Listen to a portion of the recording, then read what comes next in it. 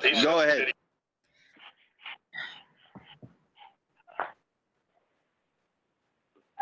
I don't have a roll call form or anything. Do I need to say, I mean, I guess everyone has put in who's on the line. Sharon, is that something that you're gonna Yeah. assign in? Yeah, right. Who we have on the line as committee members are Ms. Noreen Copeland-Miller, Joey Henderson, and Patrick Simmons. I'll speak for myself, Sharon Gordon, staff. I'm here, and any other social services, they could announce themselves. Hi, I'm Cindy, and I'm here. Cindy Lott. Maria Gillis, I'm here. Good afternoon, everyone. This is Derek Guida. I'm here. Oh, thank you. Yeah, Ms. O'Donnell, just to backtrack, now that we're live, Mr. Brewster, are we live? Yeah. Yes, ma'am, you are live. Okay, so yeah, just to backtrack, you're inquiring about the scholarship award letters that went out to the students, also the demographics of the students, and that was distributed. And so you're asking the rest of the Community Action Board members, committee members, if they received that material. So that's where we are and waiting on a response from the committee. Right. In that email was also the certificates, the award letters, and the CAP student spreadsheets of like where the what school they went to, what school they graduated from. And Madam Chair, I'm Yes. sorry. I did receive that. Right now, I'm on my phone because I'm having a little difficulty with my laptop. So I'm wondering if Derek could resend that out just for a fresh view, if at all possible. Ms. O'Donnell, did you have any feedback to the material, or is it just you want to ensure that everyone received what was requested? no, I like this. I like that they all received the certificates and that we have the information that who received the scholarship. I know there was one recipient that did not receive the scholarship. Correct? Correct. Ms. Sedano, and this is Maria, if I may interrupt. The certificates were signed by Ms. Ziegler as the department head, and they need a signature from the board chair. Those certificates were sent to Plant City for her signature, but Ms. Anderson has not signed those certificates, and so those have not been mailed out to the students. So those certificates were just for Plant City? No, ma'am. The certificates were sent to Plant City so Ms. Anderson could sign them. She lives in Plant City. Oh, okay. No, I thought I saw the letter. I thought the letter was signed by Sharon. Is that a different letter? Let me see. No, the letter is the award letter, just notifying the recipient that they're eligible and they are awarded a scholarship of $25,000 or $5,000. The certificates are different. They're signed by Audrey and the CAP chair. Yeah, no, I was talking about the letter, but yeah, the certificates. Okay, now so the certificates hasn't gone out yet because we're waiting on the signature from the board chair. Is that? That is correct. Okay. Good afternoon, everybody. I just want to let everyone know per Ms. Copeland-Miller's request, I've resent that email to everyone that's on this meeting. And thank you for sending that, Derek. I did get that information and looked it over. It was very informative, and the certificate looks good. And I see that, didn't look like there was anyone from the South Shore area receiving a scholarship. So I'm not sure how we can improve upon that. Well, you got Leonard High School. Maybe if I blow this up a little larger, I can see that. Yes, you're right. The second student is from Leonard High School. Okay, that's correct. One thing that I found interesting about it, and I don't know if this goes along with the past few years that we've done this, but only 11 are new recipients. Well, they're I should say high schoolers. all the rest are already in college. And I was wondering if that's the way it normally is, or just so it happened this year and could be due to the coronavirus. Mr. Simmons, it's a mixture. Oh, good. I don't want to, someone was speaking. No, I was gonna say, no, go ahead, Sharon. Actually, it's a mixture of both. And Cindy can chime in as well. Historically, typically, we do get a lot of returnings, more so than the first timers, because the returnings are very aware of the scholarships. So they're anticipating it every year. I mean, we did have some issues with COVID, but we extended the application deadline date because we had students who couldn't get their enrollment letters, their transcripts, all those required documents. However, we worked closely with them, those who responded to our case managers, and were able to work with them. So. Yeah, I was just curious how those numbers stacked up against previous years, that's all. Yeah, I think it's just because, go ahead. No, go ahead. I'm sorry. My apologies for interrupting. Yeah, just reiterating what I said, it's because most of these students who are returning are aware and anticipate it every year. Right, okay. I was going to, thank you, Sharon. I was also going to add how we also voted like for years ago on how it will get distributed versus where it goes returning students, how many will be awarded to returning students versus new students. But in this case, we had more returning students. But as you can recall, that during the board meeting, I can't remember the figures right now. I do apologize, that we did have a certain amount that was allotted for returning students, and then some for new students. Is that correct, Maria? That is correct, but at this point, everyone who applied and was eligible was given a scholarship. Right. So that is something like if I mean, this year, like we said, it's different, but it was voted to go a different way as the year before that. But we are open, like, if for the new year, if we wanted to change anything, or depending on how the funding gets distributed, that's something that the committee could speak upon later on when we're discussing the new year, the new grant year. Okay, Madam Chair, let me ask this if I may. This is Noreen. So all of the students, how many students we have? 50, I think I have 54. Correct. Correct. 4. Okay, so were there anyone that was denied? I know Maria just said we were going to award to all students that applied. I can look, but there was only like 4 that were denied, and because they were over income. Ms. Copeland-Miller, let me correct myself. Not everyone who applied, everybody who applied and was eligible. Correct. With those that were eligible that applied, we awarded to all of them? Yes. Yes. And so that's 54, and we had allocated for, what, 58? Yes, I believe 58. I think That was 38. 38. Let me check the. I thought it was 58 or 59. I'm double checking.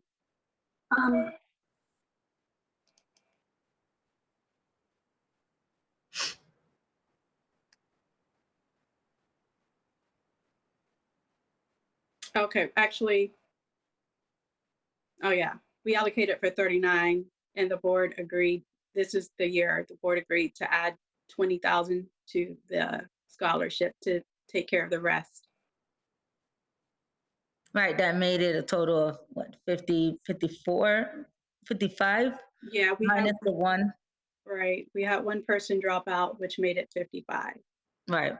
Yeah, which I'm sorry, made it 54.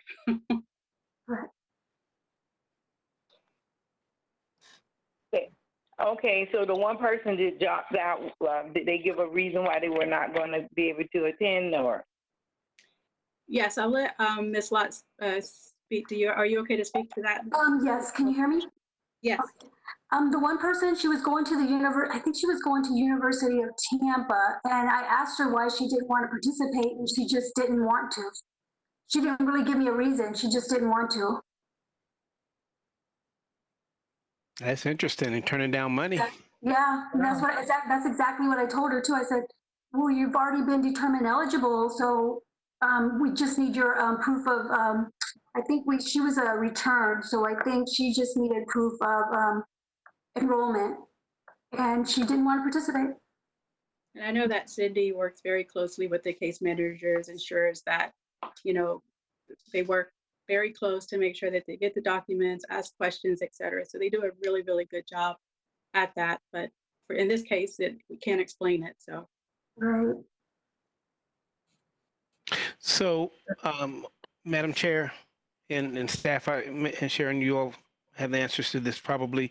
So what happens with that funding? Well, that is from the prior year, April, the program year 19, which is passed. We're now in program 20. So I can answer that, Sharon, if you'd like for me to answer. please. Mr. Henderson's, because we actually provided more funding that was not originally allocated, what we've done, it actually worked out well because we didn't have to put more money into that line item from another line item. So it just balanced out and we were able to close out that grant year. Okay, thank you. And also, Madam Chair, one column that I would suggest, not for this go around, but maybe going forward, just so that we can kind of track where our students are coming from all those who are currently in college and receiving the funds. Maybe we could have just one more column showing what high schools that they did attend. Going forward. Say that again, Joe. For the ones who are in college right now? For the chart that was sent out listing the students and their names and the high schools and the colleges that they're attending.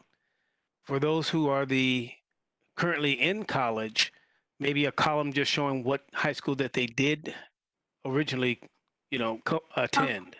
Well, for example, if they became residents of Hillsborough County after a year, can they apply for scholarships? And they're outside of Hillsborough? If they are a Hillsborough County resident, there's nothing that would disqualify them. No. I'm saying if have you had anyone who's a returning recipient and it's maybe their second year and they were from a different county, but since they lived here, they've gone to school here for about a year or two, they're Hillsborough County residents, but they live somewhere else. I think I understand what you're asking. Basically that, for instance, someone who was living in Pinellas County and they started attending, or not even Pinellas, probably Broward County, right? Right. And they came to USF to go to college. After a year being here and they learn about the scholarship, they apply for it. Is that what you're saying? So yes, that's exactly what I'm saying. So would that make them eligible? Would still have to provide proof of residency here, 2 Hillsborough County residents. And if they can't provide that they would not be Hillsborough County residents. It would be residents of Pasco County, the school here. I think what Ms. Sodano is trying to convey, and Ms. Sodano, please let me know if I've got this right. What she's trying to say is that if we capture that information, it may not be a school that's in Hillsborough County that they graduated from. So we can add a list that is asking for, but it's in Hillsborough County. They were not, let's say they lived in New York and they graduated from high school in New York and then they moved to Tampa and they've been living there for 2 years and they applied for our scholarship, they would be eligible because they're not Hillsborough County residents, but their high school could show at a different location, not in Hillsborough County. Yes, that's exactly what I'm trying to say. Thank you so much. I do apologize if, And connect, I figured that's the way you were going. right. Well, Madam, There's a lot. I guess what I'm looking at I do apologize, Ms. Noreen, there's some background noise. I'm unable to hear you. If someone could- I'm looking at my phone. I just unmuted my phone and I'm looking on YouTube. I guess I'm going to look at, I was looking at the form and I was looking at the yellow highlighted because I was looking for more high school students, as Pat had said before. But it doesn't look, and I know I made a point to go to Milton and text an application. In other schools, I know we don't have control over that. But I guess my thing was it looked like there's a lot more returning students than actually new students that we were reaching. So that was my thing. Well, if I may add, I don't, and just, I'm looking at the high schools, like, Mr. Henderson had said it would be great to have them what high school they came from separately, but I do see the category that you have, current school, high school, highlighted in yellow. So the ones that highlighted in yellow are the new students? no, and I was going to say that, Noreen, I think those are high school students, but it doesn't indicate, I don't think this list indicates if they're returning or new students. Yeah. Yes, it says it on the top. Oh, it says it on the top? Yeah, if you look, it'll say new, approved, and then on the second page, it's return. Oh, okay. Thank you. My fault. I'm sorry, Nope, Cindy. that's okay, no. Okay, well, thank you. And more than likely, it'll be just the new ones that are coming out of high school. The returns are already in college. Right. Right, exactly. So the high schools are the new ones. Is that correct? That's what I'm reading. Not always, not No, always. They not could be always. new to us, and they could be in college and then applying for a scholarship. So they, not necessarily, they may not be in In high school. They could be new students, but in an institution. Correct. Well, just help me understand this because as I'm looking at the highlight, it looks like those high school students, there's 10 of them that are new. That's just my interpretation. I'm not sure. That's why I want to compare. But the other ones are all still college. Yeah, it's 11 high school students, new students. Yeah, and the other ones are the ones on the top are new students, what high school and institution, higher education, and the bottom one, second page is the returning ones that are all from different colleges and universities. You see the top part too, because I had missed that the first time, Ms. Noreen. It has new approved. So the one on the first sheet are all new students, Yeah, and the one on the second sheet are returning. correct. So it made it 11 high school students. Okay, but we were also recruiting for current students in college as well. I guess this was confusing to me, because I was thinking we were dealing with seniors that were getting ready to go off. But it's the first page because the majority of those students, a lot of those students on the first page are already in college. Unfortunately, I'm trying to understand because I'm hearing a lot of feedback, so I'm trying to like decipher the different conversations. But Ms. Miller, yeah, returning would be students who are applying again. In most cases, actually, probably all, they're from universities or colleges applying again for their second year or third year. Now, I think Noreen just asked if we're doing recruiting at the colleges, but I think we do have a lot of new students that are graduated from new students that came from HCC. But I'm not sure if they're doing any recruiting. Yeah, I don't know if HCC is doing their own recruiting, but I know through our social media, the recruiting actually is through the county social media, Facebook, However, when the staff disseminates information, we focus strongly on the school district and getting that information out to those students. So like I said, the returning are most likely students who've applied before, are aware of it, or learned through social media. So. And also, Madam Chair, I serve on the an advisory, the President's Advisory Board in South Shore HCC, and I try to make sure that they are aware of the opportunity. And then also my wife works for USF in the Student Success Center, and I make sure that they're aware of it as well. So it could be that, this information is getting out that way as well. So we have 14 students that 14 new students that applied from an institution and 11 students from high school. So I'm looking at the list. Madam Chair, hi. I need to introduce that I'm on the call. This is Rosa. Hello. Hello, Rosa. I'm sorry, I don't think I received the link, but I got James to send it to me. And I'm asking for the right platform to bring up denials. So if this is not the right platform, please let me know. But I do want to discuss a denial from a high school student. For the students that were denied? Yes. On this round or just? No, this round. Okay. I think is that's a question, I guess, for Cindy or for Sharon? Okay, I'm here. Ms. Hill asked the reason why the students were denied. Well, actually, the staff person and the student knows why they were denied. But the staff person that was working with the student does not feel, well, they brought it to my attention because they work for the Housing Authority. And they want to discuss it with someone else because I tell them that, know my position as far as, and Maria, this is why I was trying to call you yesterday. I apologize. I was on another conference call when you were trying to call me.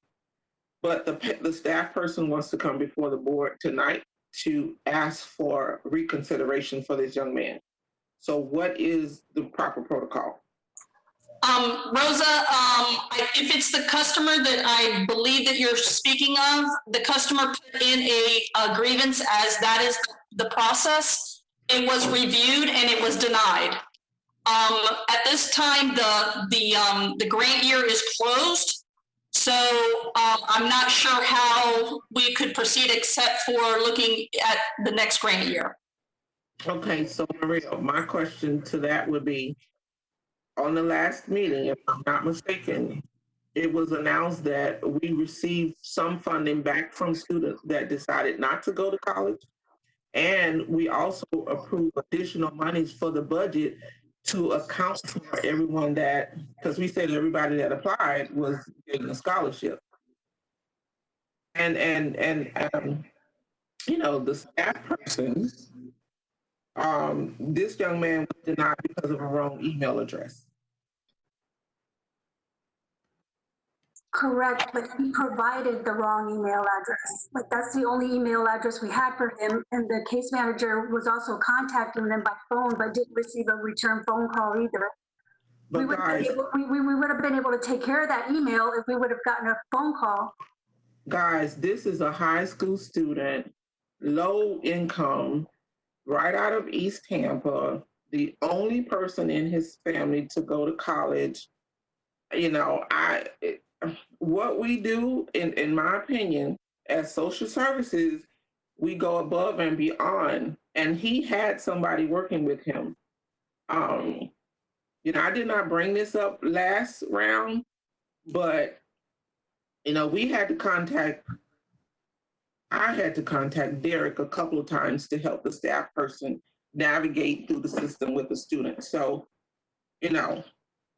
I'm trying not to let this blow out of proportion, but I feel like I want to bring it to us now because I don't want, upper management or anybody on a different level to get involved. So can we please?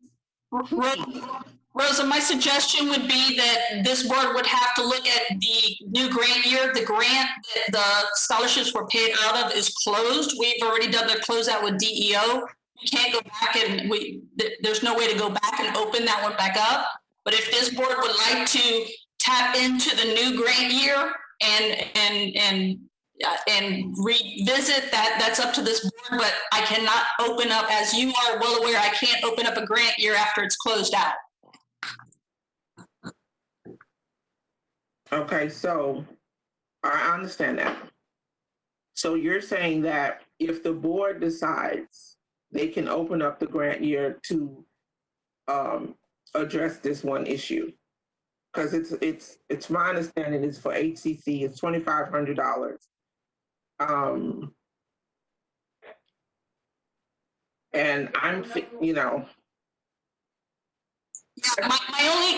I know more people above me is going to get involved in this. Right, and I'm not trying to be difficult. I'm just trying to, I think that if we do look at that, I think that we would open ourselves up to anyone who was denied that would have to be relooked at. But I mean, it's up to this board if the funding moving forward for the next grant year wants to be looked at.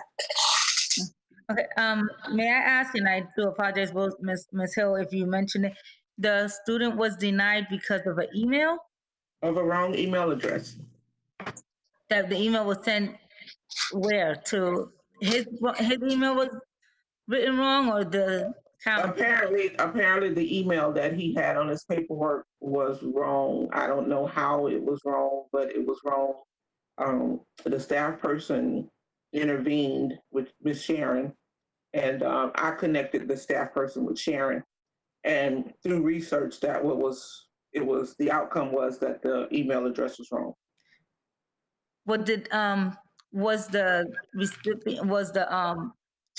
student ever informed via phone? It was just corresponding through email that he or she never received?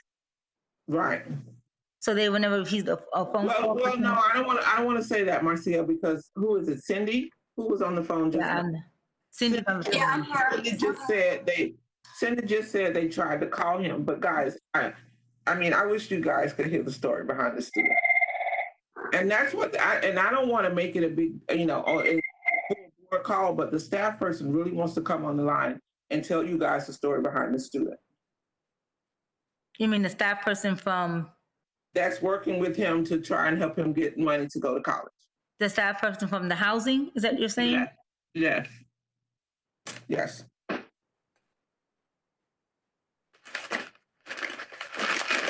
For public comment at the general board meeting or at this public information committee meeting? Well, I'm asking for the avenue. What's the platform? I mean, I know it's public. Right. I know our 5 o'clock is open to the public. I would avoid, any negativity is what I was trying to avoid. Right, and I appreciate that, Rosa. Staff can only go by what the rules are and follow procedures and policy. That's the only thing that we can do. If this board, if this committee wants to look at allocating dollars for this customer, we would still need to determine eligibility. I believe, I don't know, Cindy can chime in if we or how far we're down that path.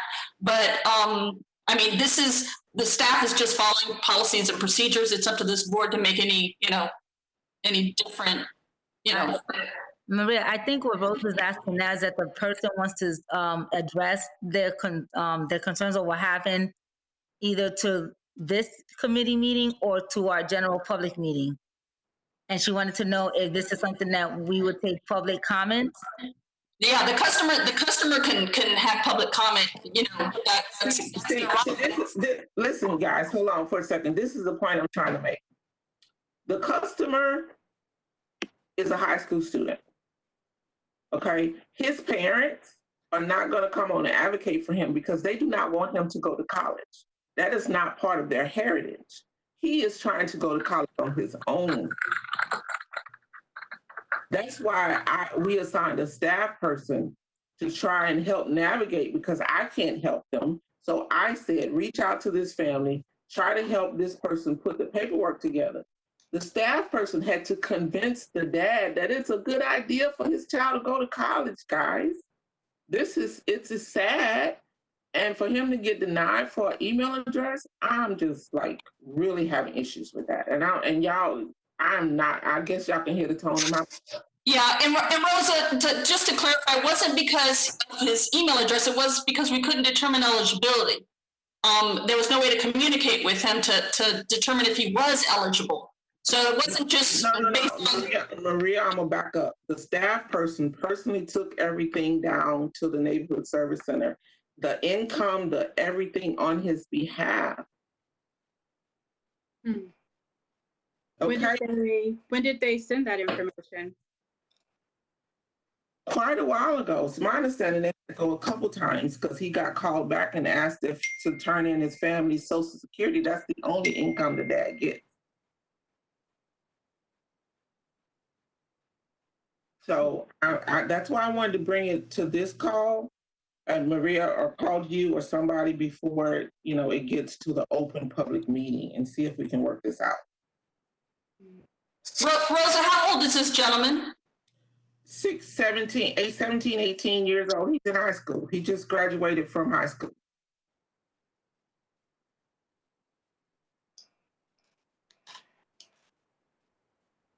If I'm allowed to share what the staff person told me, I tell them I don't want to break any rules as far as the Sunshine Law. The staff person shared with me that his father feels like they are of Haitian descent. His father told her that his son does not need to go to college. He needs to stay home, work, learn how to be a man, and take care of his brothers and sisters if something happens to the dad. This young man wants to go to school. So he has no other avenue. I do know he was a recipient from the Housing Authority last year that went to the Black Caucus. He wrote an essay and he won an opportunity to go to DC for the Black Caucus convention. The Housing Authority had to purchase everything for him to wear for his trip there. I do know that. So, this one touched me real deep. Sorry. No, I totally understand. So we have all of the family's information since he's a minor. Yes.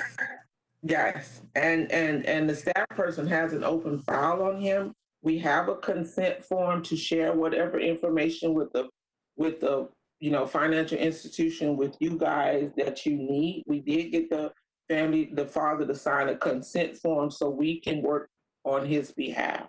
Not just with Hillsborough County, but with anybody trying to help this young man go to school. Madam Chair? Yes. Yes. We can't hear you. Okay, I need to, well, let me turn it back up here. Hang on. Your voice is booming. And I don't know if you need to adjust your sound or what. I was just, that's why you can't hear me. I turned down my microphone or my speaker. But at any rate,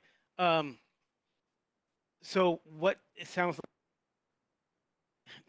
like, looking at the end, what the end result, what is the preferred end result to this whole, if they are permitted to make a presentation, or if the young man is permitted to make a presentation, or whomever, the goal is they want to try to get the funding, correct? That's the only reason why they'll be making, because my heart already, I know he's probably sounds like an outstanding student without any question, and without even having to hear from him, just on your word, I trust that he's a person who is deserving.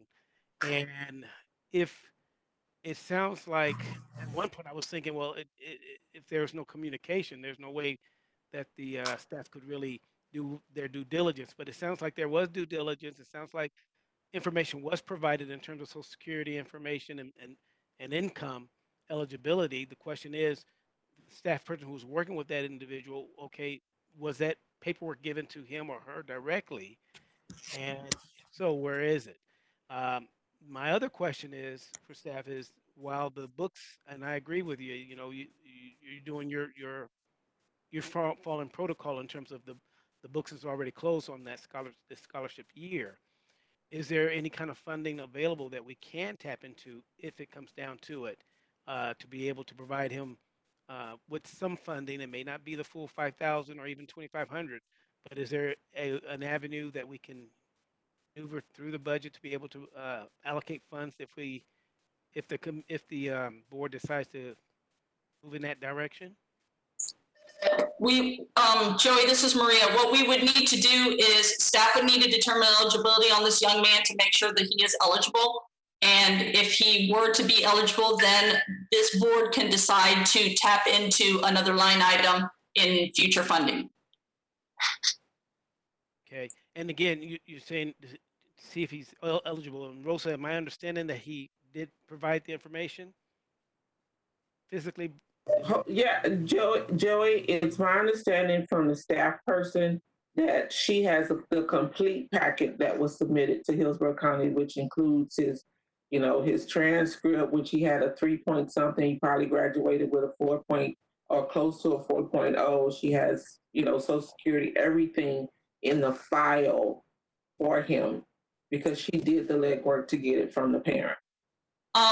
Ms. Hill, maybe your staff person can work with Ms. Lott because I do understand that there's items missing, so maybe they can get that information. We needed some items that we do not have in order to determine eligibility, which is why we were reaching out to him. Okay, so she needs to scan this information in to Cindy?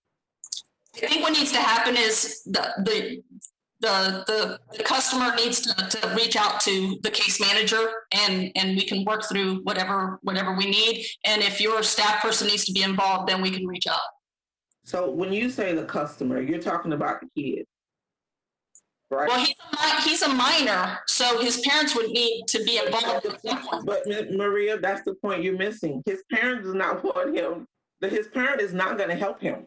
His parent has made that clear. So if we're going to depend on his father to help him, he's not going to reach out. He has verbally said that, but he did allow the staff person and sign off on the consent form for the staff person to work on his behalf. So your staff person has income verification and things from the. She has a complete file. Everything that was on that list for requirements is in his file. So the staff person except the sealed copy of his transcript. I think what's more necessary is eligibility determination things, not so much the transcript. So I'm gonna have Cindy work with your staff person. We do need to put a time frame on this to get this information and make sure that we verify it, so we can make sure that we have the funds and the board needs to vote on it. If it's okay with this committee, I'd rather figure out if the customer is eligible. I know, Ms. Hill, what you're saying, but to do our due diligence, make sure that the customer is eligible before we go to the board, the full board, and ask for the extra dollars. Okay, so Maria, just so you guys know, my staff person is so passionate that they want the email address so they can scan this in tonight. So who does it go to? Cindy, if you're on the call, can you go into class and see what verification we are still lacking on this customer? And by the end of this meeting, maybe provide that information verbally, so that way we can get this a solution made.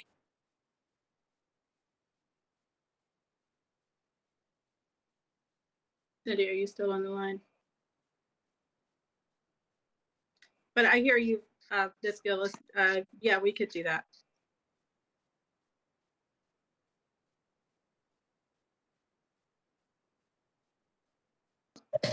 And guys, please, I'm not trying to be adversarial. I'm not trying to, say the staff didn't do or anything. I just had staff. The young lady who's doing this is on my staff, and every time she comes to me, I send her to somebody in the county. Okay, because of the Sunshine Law, I had her not report this at her weekly and monthly report to the Housing Authority because I did not want the feedback or the lashback from for a low income student being denied based on a email address.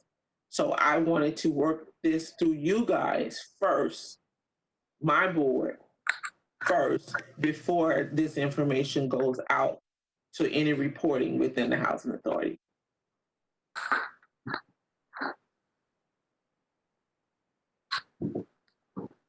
Okay, so we'll work with, is this the same case manager that sent me the email?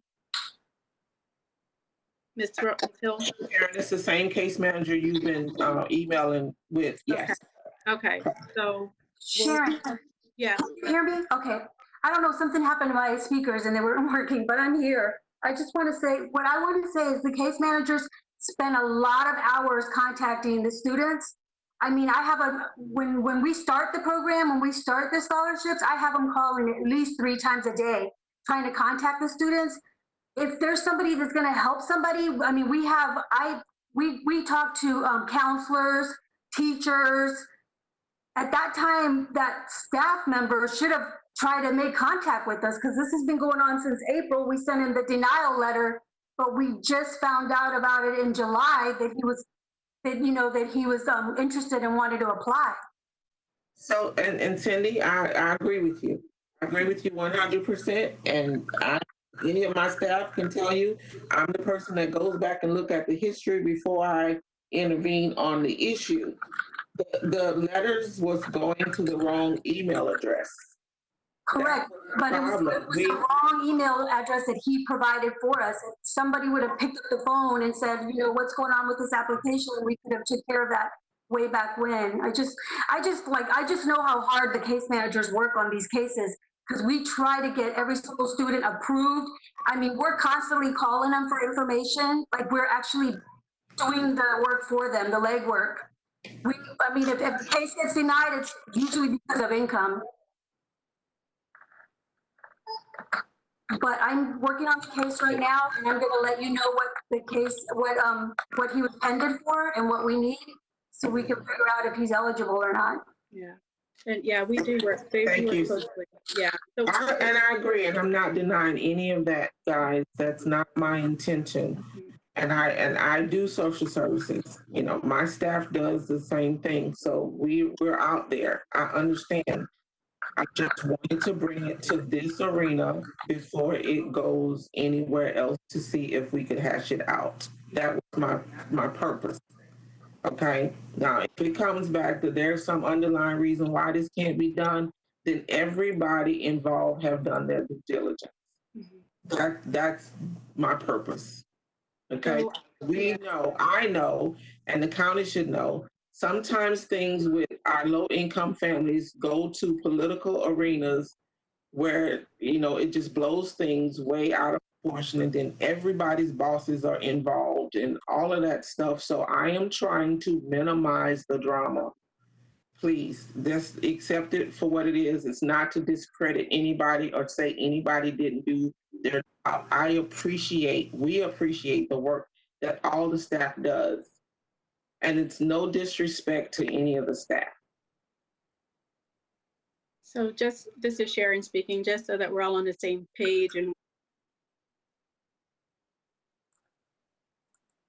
that's fine. We don't have a problem. Like I say, the staff person has asked if they could come to the full board meeting and advocate and tell his story. So if that's what we want to have done, then that staff person is ready to do that. At this point, Madam Chair, I don't think that's necessary because it sounds like the staff will do their furtherance of duty. Joey, I don't think we can hear you. Can you hear me now? That's better. Okay. No, I was just saying that I don't think it's necessary to have the THA staff member advocate before the board for this student. It just sounds like there just needs to be some additional due diligence done on behalf of the staff to make sure that the student is eligible, and we move forward from there. Ms. Gill has already shared with us that there may be some avenues for us to be able to identify dollars to assist this student. And I just want to make sure that we're clear that the staff, the county staff person was given full authority to be able to sign for this student by the parents, correct? Yes, Joey, and we can provide a copy of our consent form that we use for the housing authority that allows us to speak and intervene in different, and the way the consent form is, it specifically say education, financial, whatever, and the parent signs it, put the names of the children or child on it, and that is our standard Tampa Housing Authority consent form that allows us to be able to intervene on a resident's behalf. We can do the copy of that. I would recommend staff having that, adding that to his files. Okay, no problem. Because I can understand what you're saying, Ms. Hill, that it could easily be blown out of proportion, that here we are as advocates for social services and helping low-income families, and then it appears that the county, the department is not, or the CAB is not assisting the student who is eligible, but most likely they're not going to pay attention to the fact that the parents didn't want him to go to college to begin with. Right. He's just trying to do what he can to be able to go to college, and they're giving him that kind of latitude. So, but definitely, I think it would be good to add that to the file, don't you, Ms. Gillis?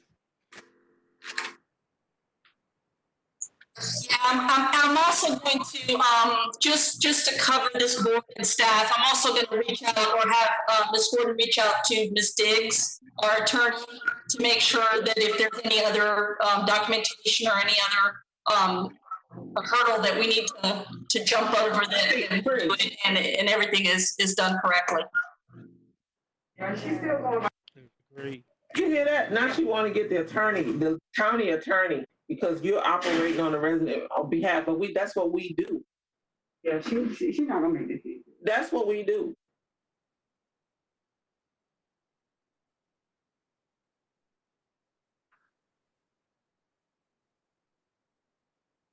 Hello? You're stuck. I'm here. I don't have a problem with going through the county attorney, because that's what we do here at the Housing Authority. We advocate on residents' behalf.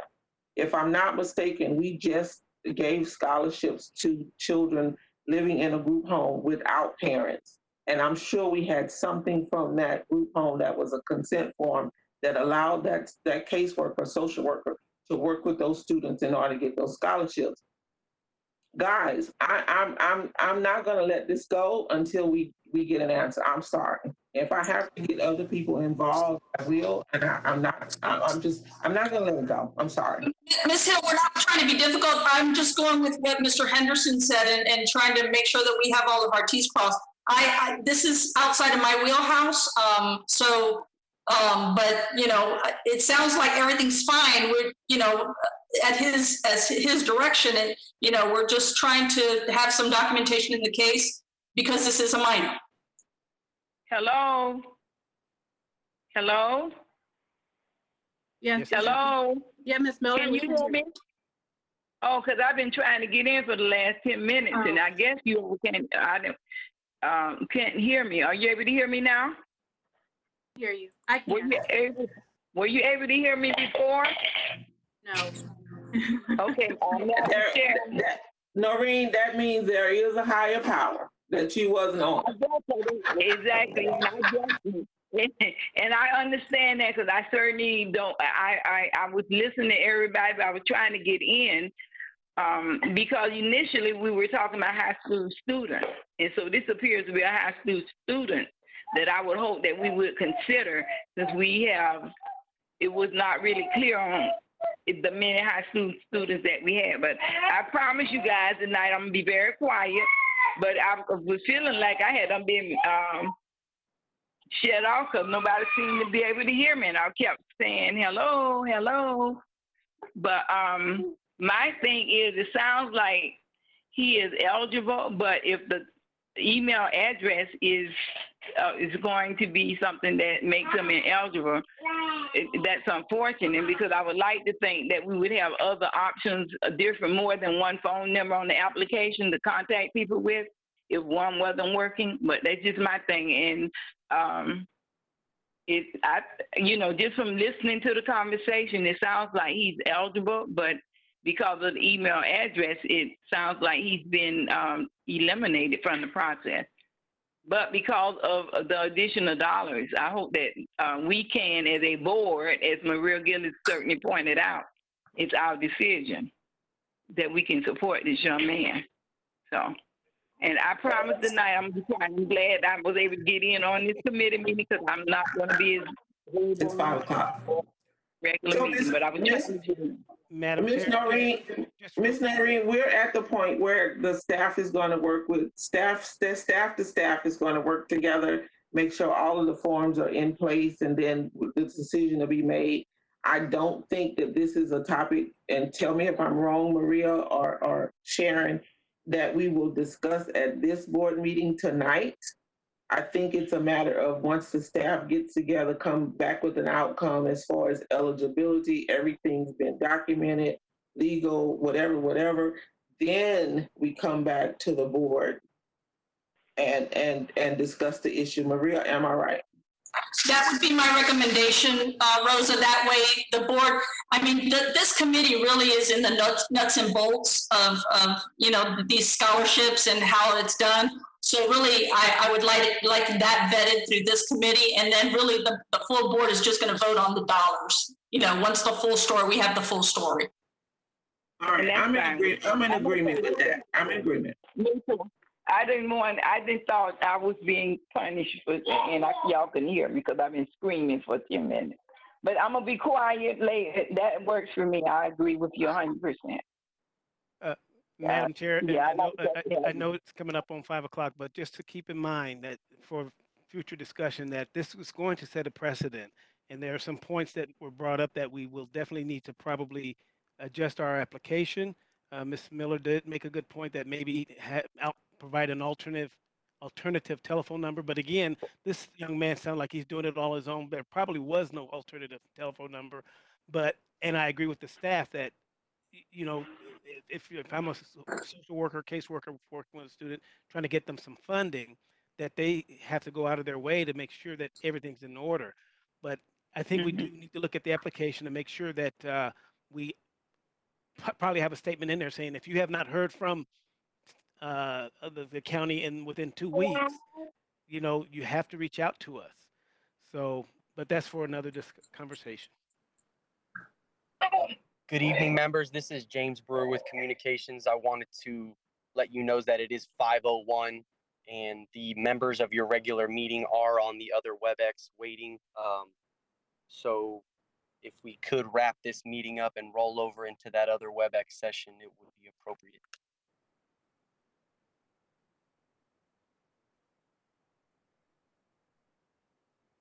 Madam Chair? I think she lost it.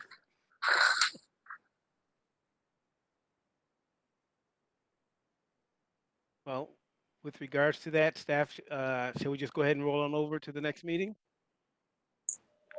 I would recommend that we, I think we can move over to the next meeting. My phone was muted. Okay. Bye. Bye-bye. But just a reminder to everyone on this WebEx that there is a separate WebEx invite for the other meeting. So if you can, just disconnect from this meeting and hit the link for the regular meeting, and you'll be ready to go. Thank you and have a good evening. Okay. Thank you. James, Yes, ma'am. this is Noreen. I'm on the phone. Would the same phone number work for the regular meeting? So the 408 area code phone number will be the same, but that 10-digit access code will be different. It's a separate access code for that regular meeting. Okay.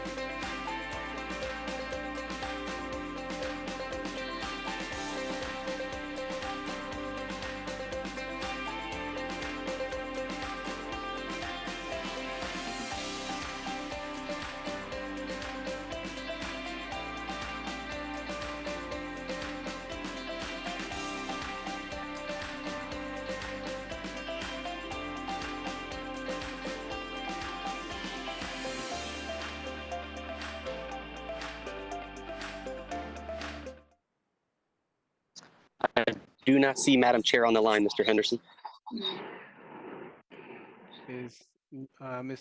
Noreen Copeland-Miller on the line, the Vice Chair?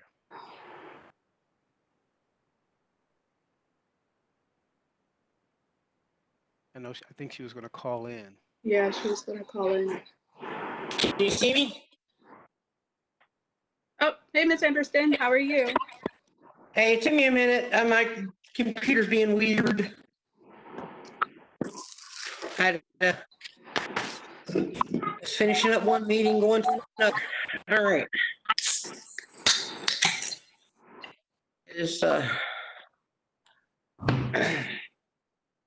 Let me see if my 3 dots give me any idea how many here today.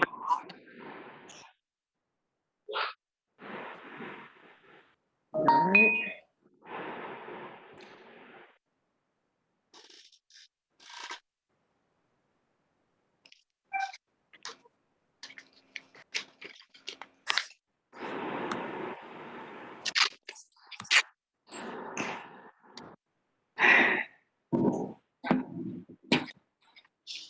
Can y'all hear me? Yes, I can. Awesome. Yes, I can. Yeah. Great, great, great.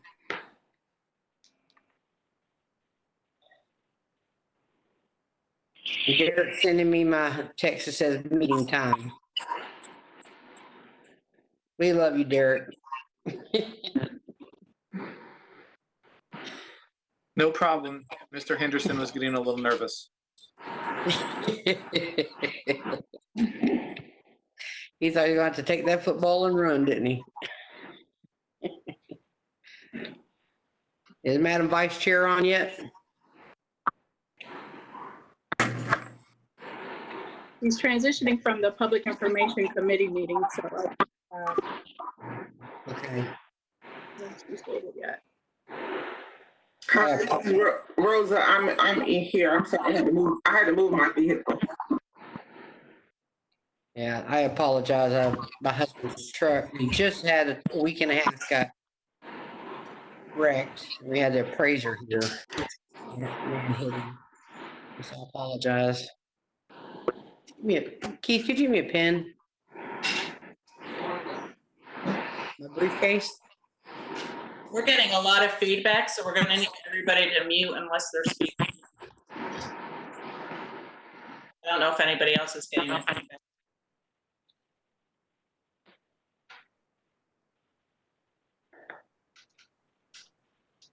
Side pocket. The other one.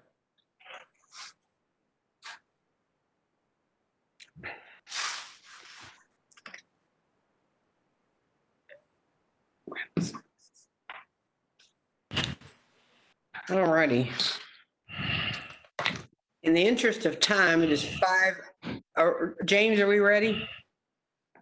Yes, ma'am. On your cue, I will count you down and you will be live. In the interest of time, let's go ahead and as the Public Information Committee joined already? Several members from that committee have joined. Yes, ma'am. Thank you so much. For some reason, my list does not allow me to scroll it down. I don't know why on this computer.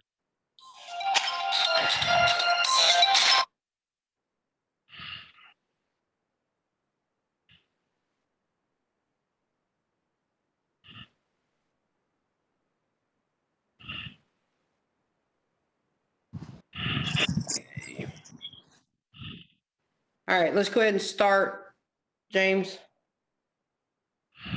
Ma'am, understood. Community Action Board members, you are live in 3, 2, 1. All righty.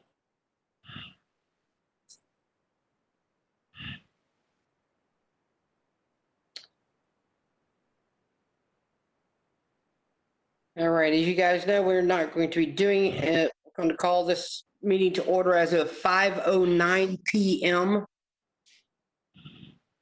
Mr. Secretary, are you with us?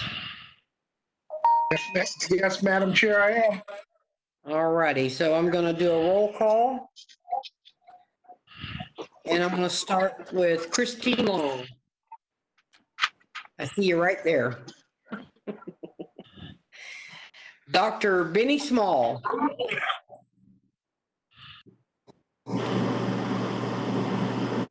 Dr. Benny Small, are you with us?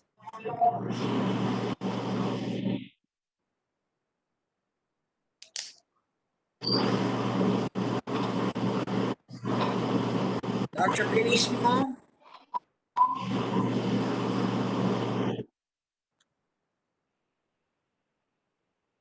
Frederick Sale. Frederick Sales? Yes, I'm here. Can you hear me? Thank you. Gabriel Brown. Can you hear me? Yes, I can. Thank you. Gabriel Brown.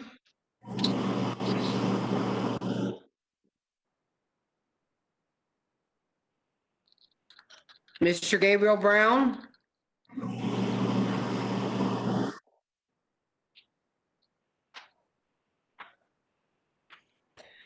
Maria Gillis.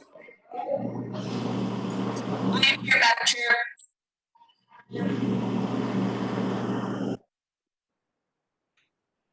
Ms. Gillis, did you say you're here? I did.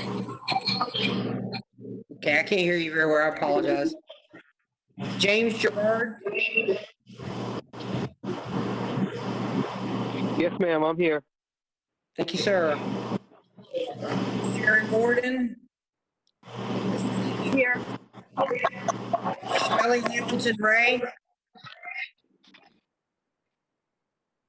Shelley Hamilton Ray.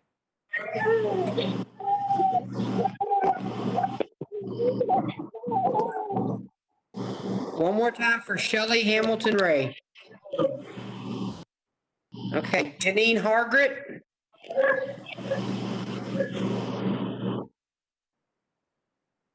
Janine Hargret.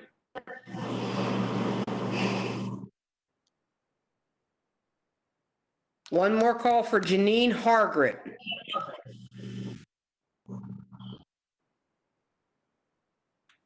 Joey Henderson.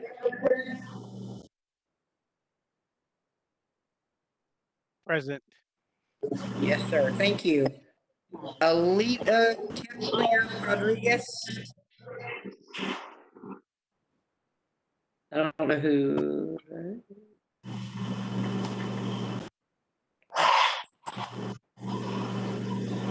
On the list for tonight, I have Alita Cavalier Rodriguez.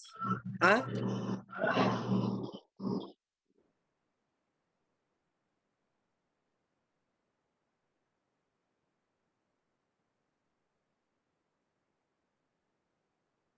Okay, Cindy Lott.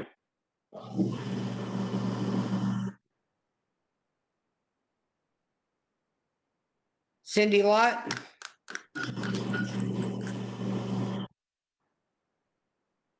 Chin Mai. I'm here. Thank you, sir. Marcia Sedano. Present. Thank you, ma'am. Angela Madero. I'm here. Thank you. Myrna Hogue. Present. Thank you, ma'am. Noreen Copeland Miller. Present. Thank you, ma'am. Osea Wynn. Present. I see you. Patrick Simmons.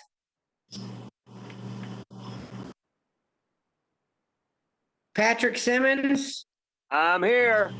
Thank you, sir. Ray Wong.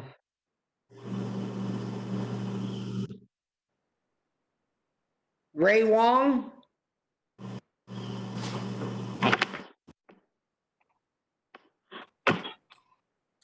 Ray Wong. Regina Gambrell. Here. I hear you. Rhonda Gendelsberger. I see you. Hi. I'm present. I saw you when I signed on. Yeah, it is. Rosa Hill. Present, Madam Chair. Thank you, ma'am. Samelia Davis.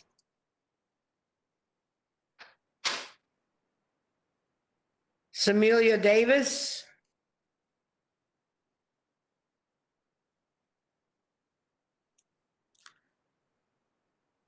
Samelia Davis.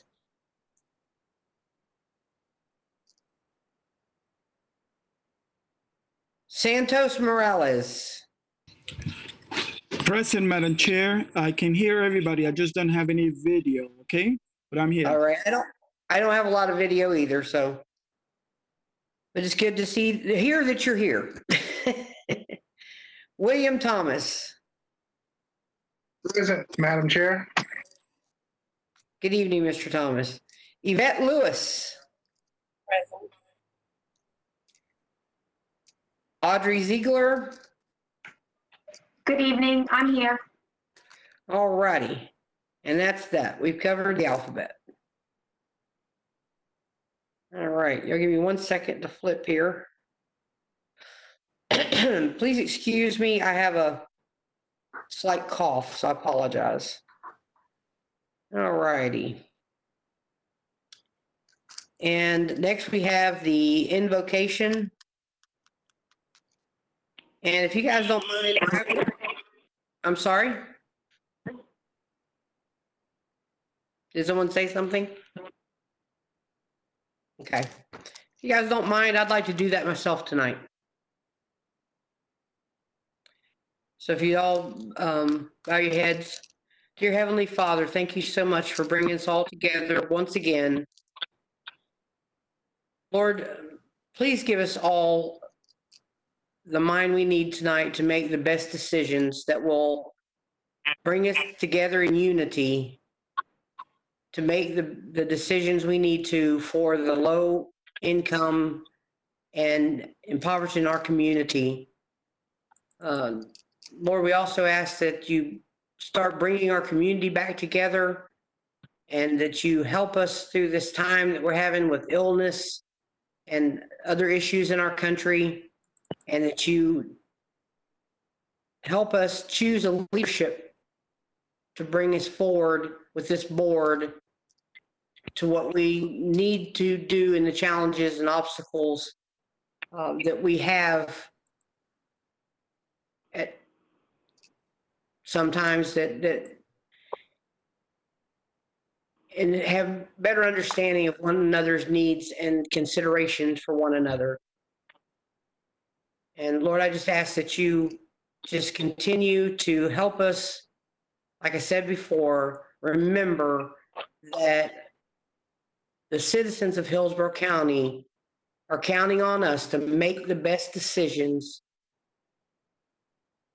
to continue to work, to be able to do the work that we do to help them. In Jesus' name, amen.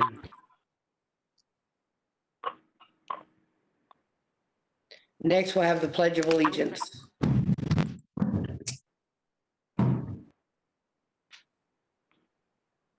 I pledge allegiance. Pledge allegiance to the flag of the United States of America. States of America. And And to to the the republic stands for which it stands, one nation, God, indivisible, liberty and justice for all.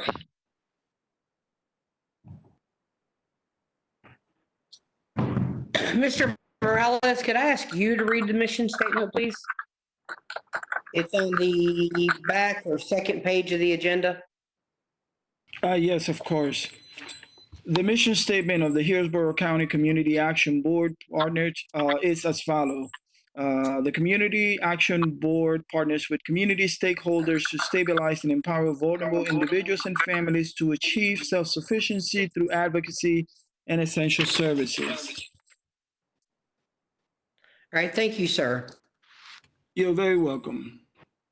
All right, next I'd like to first approve approval of the January 2020 minutes or meeting summaries that were in your packet. I got mine, so I'm assuming everyone got theirs.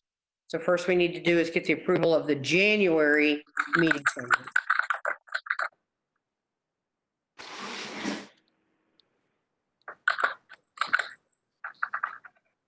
Hello? I make a motion that we accept the agenda from the January meeting. And that was I second that motion. I second it. We're gonna need everybody on the phones to mute themselves because there's a lot of feedback. And I'm having a hard time understanding. Thanks, Heidi. You're welcome. The first on that was Nori, I believe, Madam Vice Chair Nori Copeland Miller, and second, I believe, was Mr. Henderson, was it? Am I correct? Yeah, that was, I believe that was Mr. Donald first and then Mr. Santos. Oh, I apologize. Heidi was right that we had quite a bit of feedback, so. Next we have the June meeting summary. So I need an approval of the June meeting summary. I'll approve. So we have a, Christine. so we have a first from Christine Long. Here, second. Second. I second. Got a second from, I believe it was Osea Wynn. Am I correct? I think Miss O'Donnell beat me to it. Did she? Well, it just shows we got good participation today. He's running the race. All righty. So next we have our social services managers update. Mr. Gerard, you are up on deck first. Hi, good evening. This is James Gerard. I manage the University Community Resource Center. No real changes. I continue to assist actually the Plant City for the COVID testing. I can tell you the numbers are way up again with testing. They had kind of dipped down, but we're testing 300 a day in the Plant City location. And that's really all I have for this month. All right. Thank you, Mr. Gerard. Thank you. Goodness gracious. Sharon, I'm going to save you for last. Let you have all the good one. Miss Hamilton Ray, are you with us now? Shelley Hamilton Ray? I'm going to take that as a no. Okay, so we don't have anything from I'm here. Can you hear me? Oh, I can hear you now. Okay. Okay. I've been here the whole time. Just as an update to piggyback off of what Mr. Gerard said, pretty much the same thing at Lee Davis. We are seeing an increase in testing. Also, as he stated, that testing will be continuing until further notice. We are currently working with our nonprofit partners to develop a reopening plan. We're obviously not at that point yet, and I will, of course, keep the board updated as that happens. We did have our Madam Vice Chair. We had the West Central Community Advisory meeting this past week on the 1st of July. Where we covered a lot of material. I also did update the council that we did see an increase in walk-ups, and I did give a special shout out to Madam Vice Chair for her efforts in letting the community know. So we did have a lot of folks. I believe at her encouragement, we did have over 62 people that did walk up and get tested at Lee Davis. Awesome. And that's all I have. Thank you, Madam Vice Chair, for your great work. Chen. Hello, everyone. Chen Mai for South Shore Plant City. South Shore Same thing with the other managers. We're still doing the testing and the numbers are greatly increasing. Our career source partner was supposed to return this past Monday, but due to the increase in positive tests, they have delayed that, but they haven't given us a date to return. Can I ask you a question, Chen? Somebody told me your WIC office is open? No, I think the only WIC office that's open is the university. Okay, all right. I was asked that the other day, somebody called the other day or a while back and they said South Shore, tried to set them an appointment at South Shore. They have transportation down there. No, they're closed. And then somebody else said that they closed, so. Yeah, Plant City and South Shore is closed. Okay, all right, thank you very much. All right, thanks. Angela Madero, or did you have anything else, Chen? I'm sorry. Okay, just making sure. Madam Chair, this is Joey Henderson. Just wanted to chime in also with regards to Mr. Chen's report, is that the South Shore South Shore Advisory Committee did reconvene, and they are on the process of trying to get reestablished with officers and what. Okay, thank you very much. Angela Madero, you're up next. Thank you. Angela Madero with Training, Technology, and Special Projects. Our team is just continuing to support the telework needs, making sure that everything is working efficiently, and we are in the process of providing any virtual trainings that staff are requiring, or trying to transfer any other trainings that we have that are more passion training to a virtual training for future needs. That's it. All righty. Kelly Mistretta.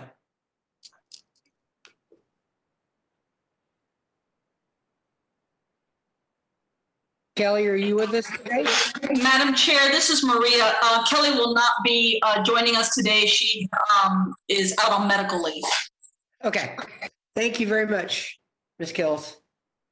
All right, next is our standing committee reports. The executive committee did meet this month, and we did make, this will come up again a little bit further down. There were some things brought up as far as the election was concerned, and so we had most of our executive committee meeting was spent discussing the election that we did at the last meeting. And so when we get down to the nomination and membership committee part, we'll explain all that. But that was what most of the executive committee meeting was about, was that. And then also, let's see here, the scholarships, and we'll be getting into that as far as what we're going to do about the scholarship. We'll get an update a little bit later on as how we're going to handle the young people that got the scholarships. So that's all I have. We'll have more for you, but later on in the meeting. The bylaws committee, Ms. Miller, do you have something for us? Madam Chair, we have no action item. I do apologize. I have my grandbaby with me, so I'm not going to be long. We have no action item. We did not meet. We did participate with the nominating committee, but that's another report. Thank you. Exactly. Thank you very much. Mr. Henderson, Budget and Finance, do you have anything for us? Thank you, Madam Chair. No, we did. The Budget and Finance Committee did not meet. However, you should have received the budget report, Community Action Board Financial Summary Grant Fiscal Year of 2020, and it is showing that that we've expended, as far as our programs, what is it, about 98% of the, I'm sorry, 16% of the income has been expended for our programs. And I'm going to allow Ms. Gordon or Ms. Gillis, if you would like to chime in.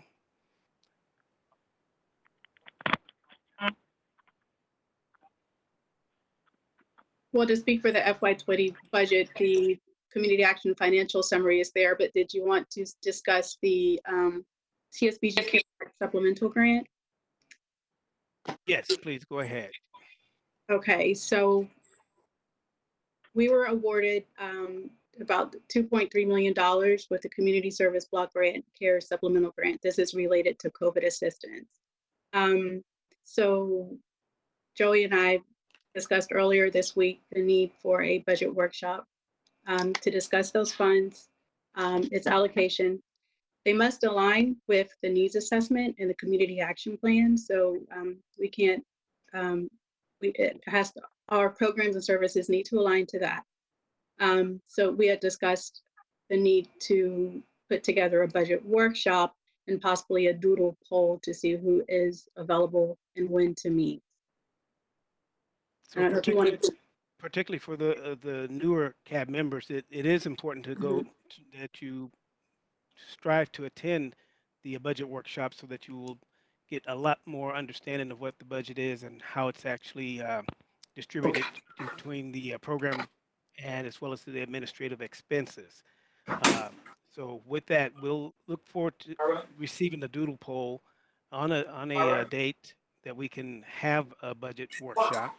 Where's Mom? And whoever that is has not muted your phone, please mute your phone. Ms. Gordon, did you have anything else to share regarding the budget? Not in regards to the budget. No. Yeah, Mr. Chair, if I could, this is Ms. Hill, sorry.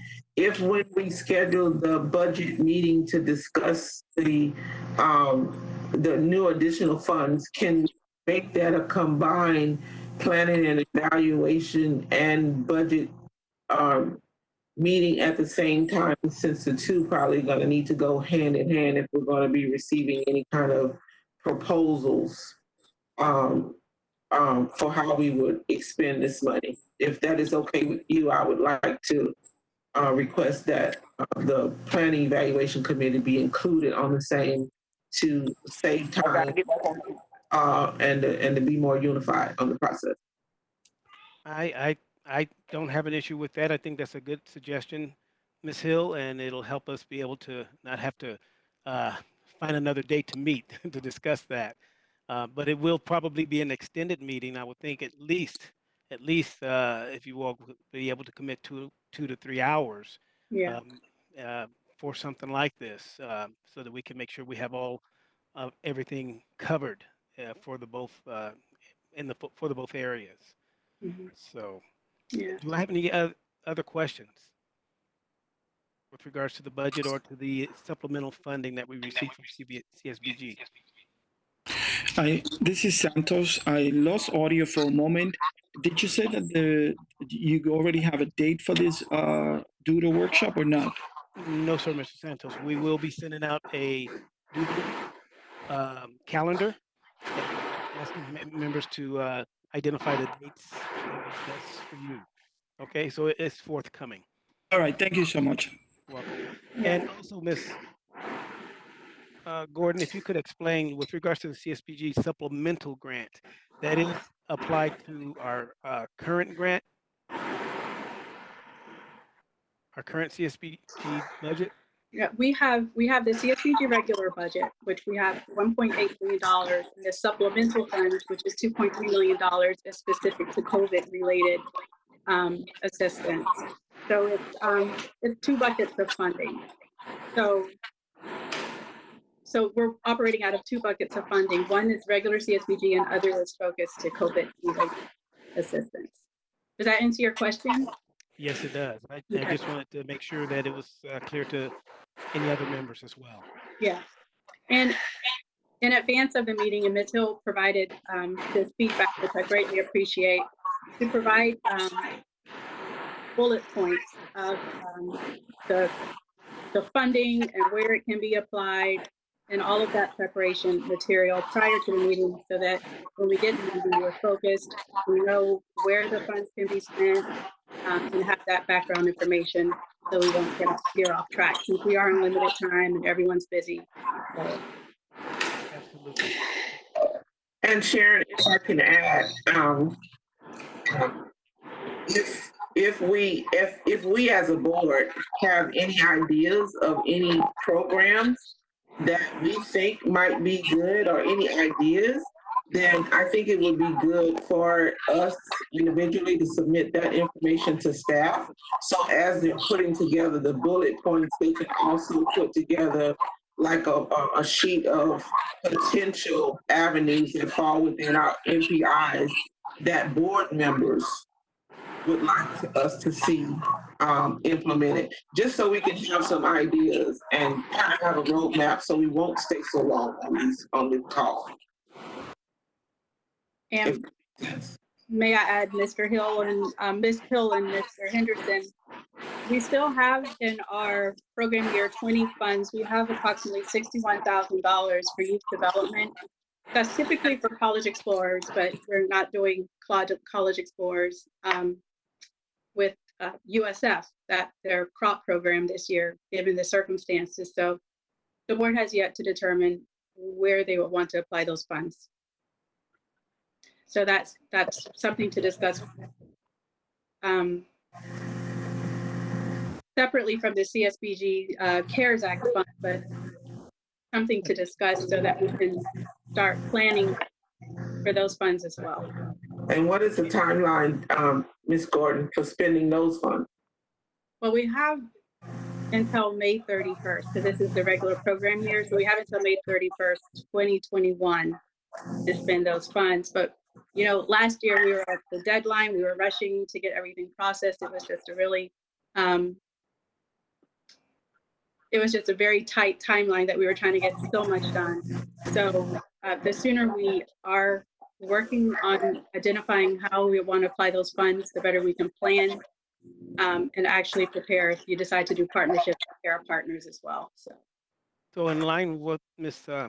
Hill was recommending, and you will be reminded once we send the doodle out and send out the agenda in terms of encouraging everyone to bring something to the table that can be considered. We can discuss this at our budget meeting, correct? Yes, but I recommend we don't mix the two items together, so we could add it on the agenda, just focus on each. Right. No, I definitely agree with you that we set it as a line item specifically to address. Right. And as you know, and the board would have to vote and approve of the budget for the CSBG CARES and however the funds are going to be applied to the FY20 College Explorers activities. Okay. Are there any other questions from the board members? I have a question. Is the CARES funding, is that on the same spending timeline as the regular budget items, or is that a shortened timeline for spending? We have until, actually, and correct me if I'm wrong, I believe the timeline is different because this is CSBG.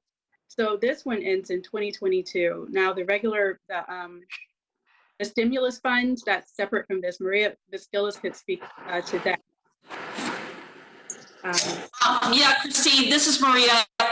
The normal CSBG funds will run through the normal grant year, so 2021. The CARES money that CSBG will run through 2022, so it's a 2-year cycle. She was asking about the I believe Ms. Longer, you're referencing the $15 million. No, she answered my question. Okay, I just wanted to make sure. Okay, thank you. Thank you. Are there any other questions? Any other input from staff? Okay, so that completes my report there, Madam Chair. All right, thank you, Mr. Henderson. Public information, Marcia Sedano, do you have something for us, Ms. Sedano? Yes, Madam Chair, the public information. Can you hear me? Yes, ma'am. Thank you. The Public Information Committee met today at 4 o'clock, and we discussed scholarship. We were able to award 54 scholarships. 11 recipients of the scholarships were new from high school, and 14 new students were from either a 2-year or 4-year institution, and 29 students were returning students from either a 2 or 4-year institutions. The students back in June received an acknowledgement award congratulations letter. And this letter did indicate that with these funds, it could be used for their tuition, fees, books, room and board, lab fees, uniforms, and any other fees that are associated with their services for their studies. The students will also receive certificates of acknowledgement and appreciation that will be sent out shortly this month. And that is through the CAB and through Hillsborough County. The certificate will be signed both by the CAB chair and Ms. Audrey Ziegler with Hillsborough County. And that concludes my report, short but sweet. It was a very productive meeting. Thank you very much, ma'am. Next is nomination and membership committee. I'm going to take that one. I'm sure all of you got a letter in your packet that Dr. Wright is no longer with the board, and he was the chair of the nomination and membership committee. So with the interest of time, I took that committee over just for interest of time. If the next chair chooses to leave me there, that's up to them. But what we discussed at the executive meeting, and we'll be discussing later in the meeting, is that tonight we're going to have to redo the vote that we did the last meeting that we were here, because there were some concerns from the county. And then Ms. Gordon, if you would share with us what they told us about how the vote was done, please. Yes, in accordance to the sunshine law, we'll do a roll call vote. So basically the nominating committee met, and they've developed a slate of officers. So hopefully all of the board members, all of you have had an opportunity to review the slate and identify who you want for each of those officer positions.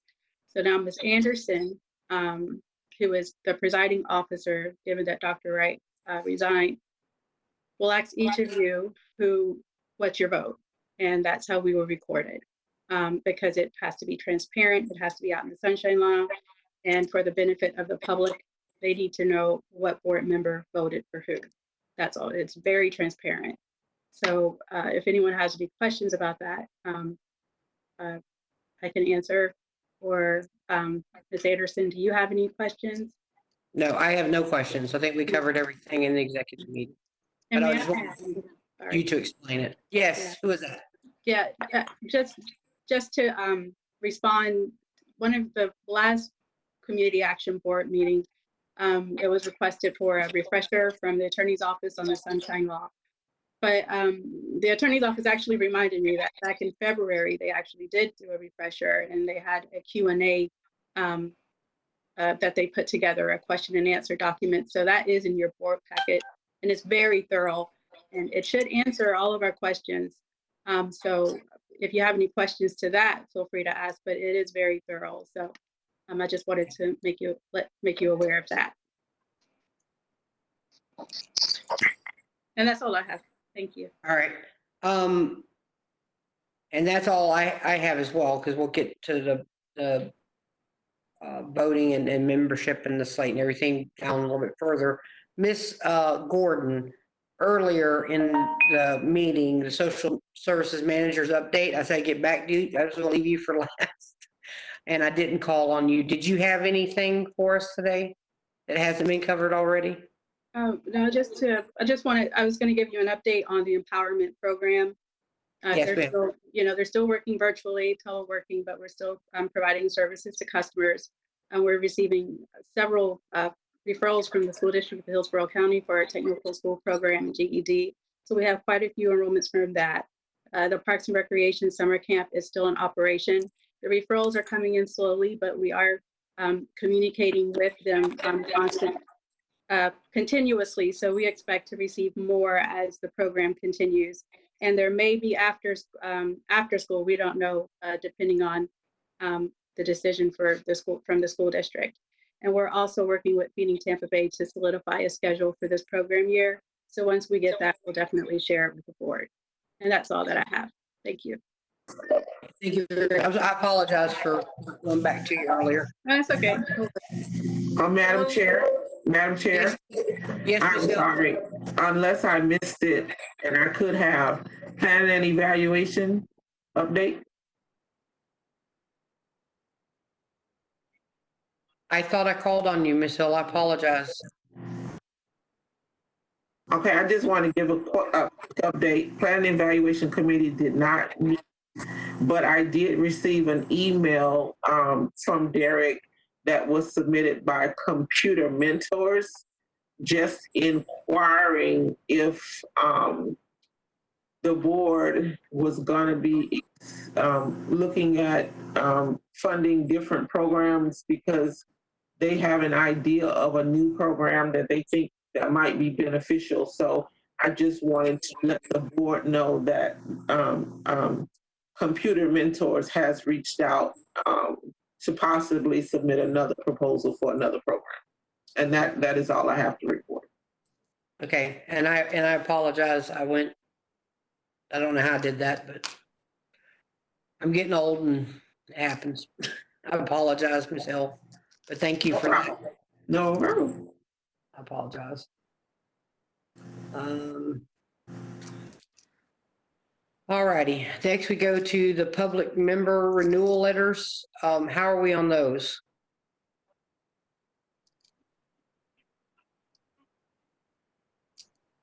And I defer to Mr. Guida, Derek Guida on this. Derek? Mr. Guida? Yes, sorry, hold on one second. Let me pull up my list. Nothing has changed. We received one from Miss Nguyen, and we received one on behalf of, I believe, Mr. Henderson, but those are the only ones we have outstanding ones for Mr.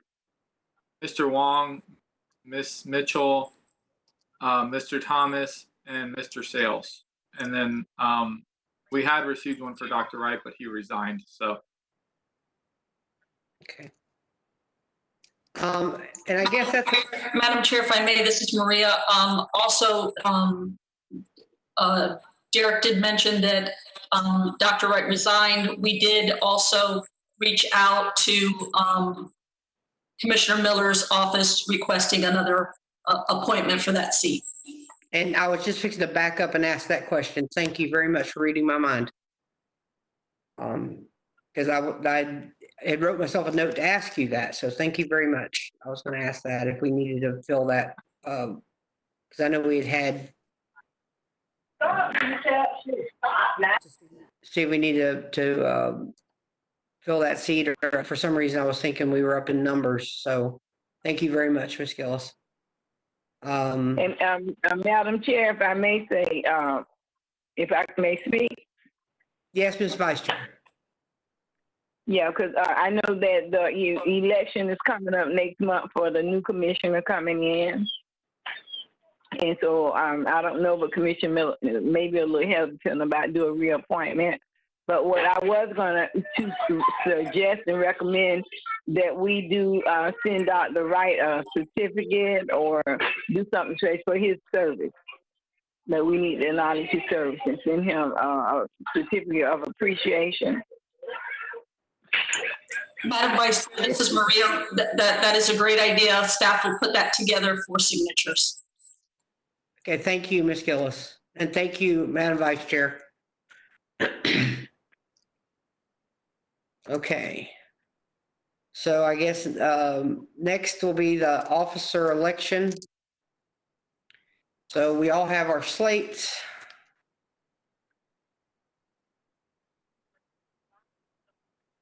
So if everybody will pull those up. Oh my goodness. Crazy computer. 1 moment. Everybody pull those slates up because I'm going to have to go through them.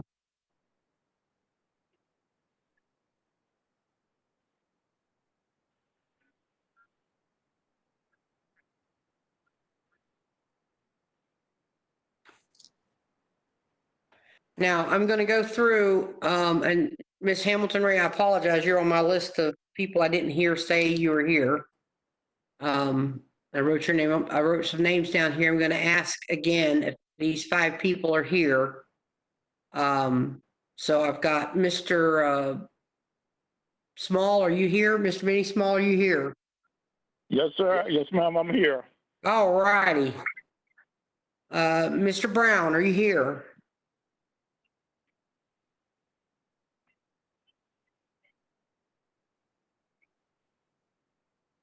Mr. Wong, are you here?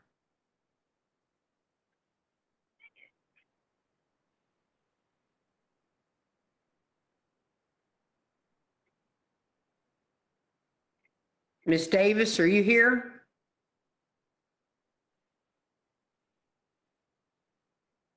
Samelia Davis, are you here? And then one other name I had on here was last name's Rodriguez. Are you here?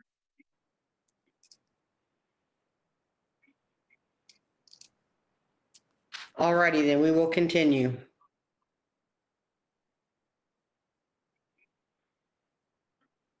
Give me 1 moment here, switch pages.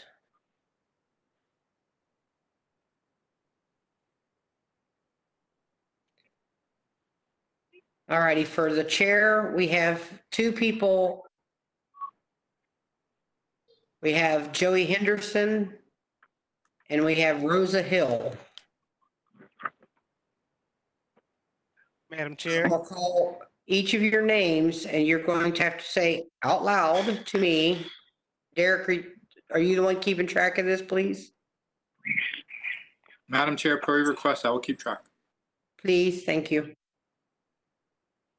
And Mr. Thomas, in your minutes, I'm sure you're doing the same.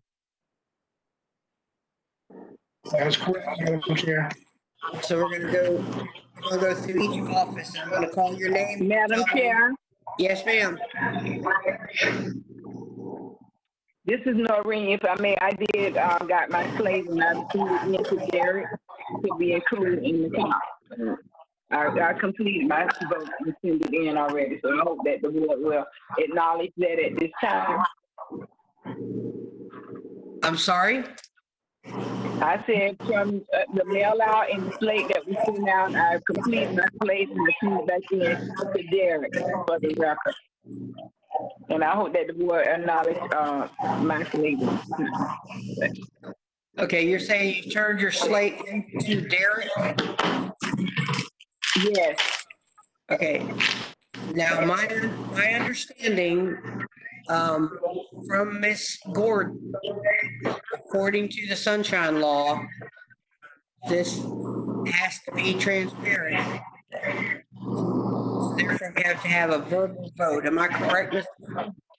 I'm hearing a lot of feedback from somewhere, but yes, Ms. Anderson, that is correct. That is, I did ask if would suffice, but I was told that that's too risky, so it needs to be transparent. That would be considered as a secret ballot, which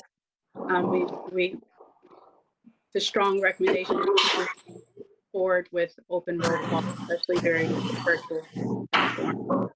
Okay, and Madam Chair, that is transparent. I'm just saying the slate was sent out and we had opportunity to vote in advance with 1 and 2 and send it back into Derek.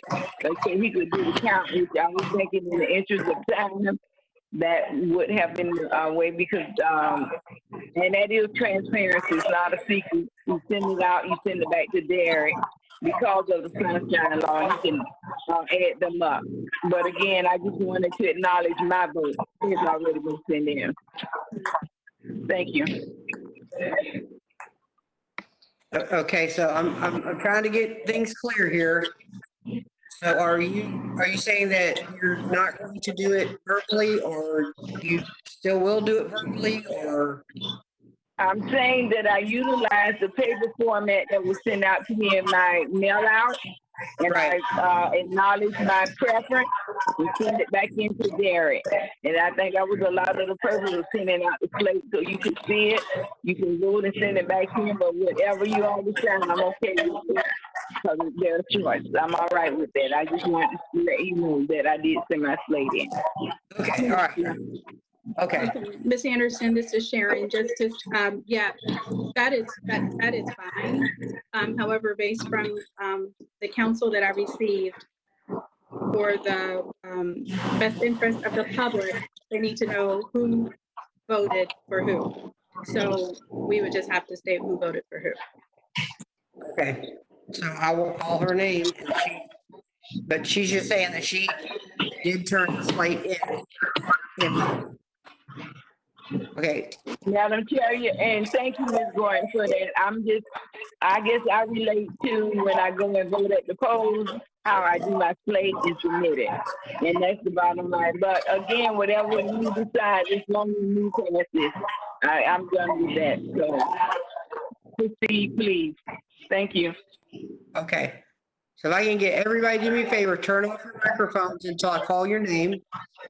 Then we have no feedback.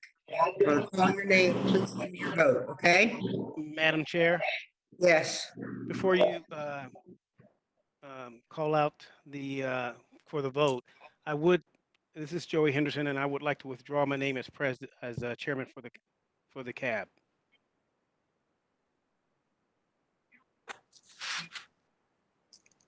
You want to withdraw your name as chairman from the CAB? Yes, ma'am. You're absolutely sure? Thank you to whoever nominated me. To those who nominated? To those. Yes, sir. So I think that voting is a moot point, I would think. Sharon, is that? Well, now, because we have one person in that slot, then you do a acclamation vote. So basically, all who agree say aye, and all who say nay, however you want to do that. So I will do it that way then, because I'm not going to go through the whole list. Yeah. So. If we know that it's Rosa, I'm just going to go and, okay, so all of those that agree that Rosa Hill will be our next chairwoman, those that agree say aye. Aye. Aye. Aye. Aye. Aye. Aye. Do we have any opposed? Aye. Do we have any opposed? I didn't. All right. Then we will move forward. Ms. Hill will be our new chairwoman.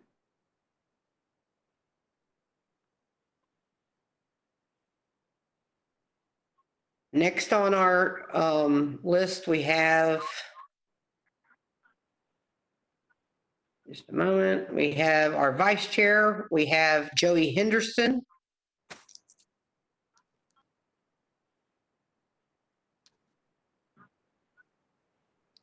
Well, we'll take Rosa Hill's name off of that. William Thomas.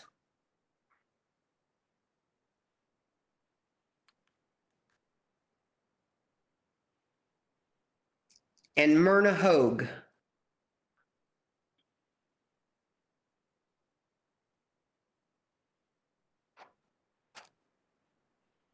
So those are the three that we are voting on: is Joey Henderson, William Thomas, and Myrna Hogue for vice chair.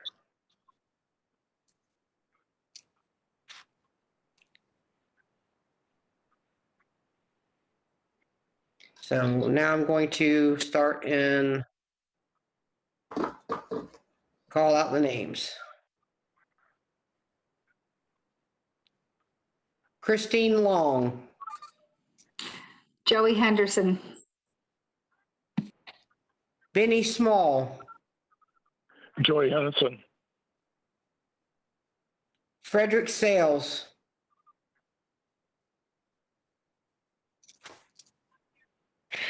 Joey Henderson. Gabriel Brown.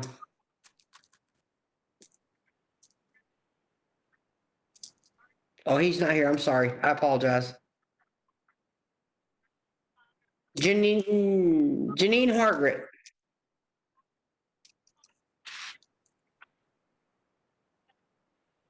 I don't believe she's here. I apologize. I don't think I wrote that down. Joey Henderson.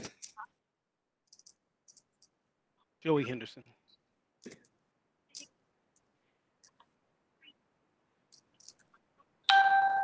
Kimberly Mitchell.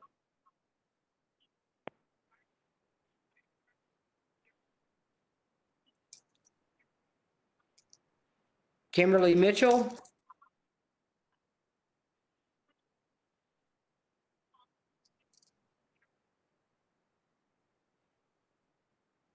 Okay. Marcia Sedano. Joey Henderson. Myrna Hogue. Joey Henderson. Noreen Copeland Miller. Joey Henderson. Osea Wynn. Joey Henderson. Patrick Simmons.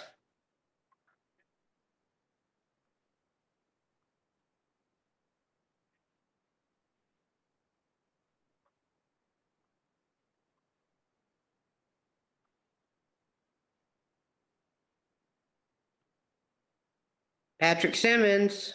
Joey Henderson. Thank you. I didn't hear you the first time.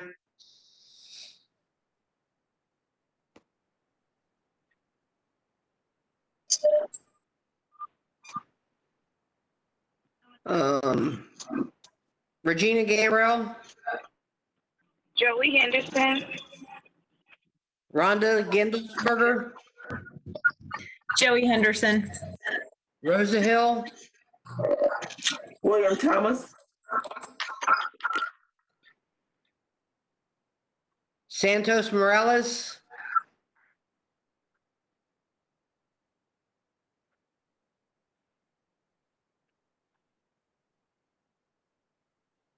Santos Morales.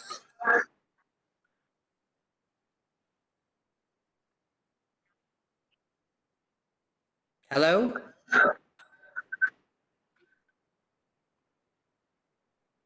Mr. Morales?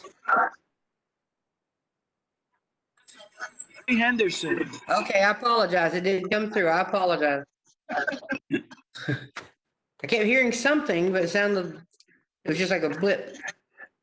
William Thomas. Joey Henderson.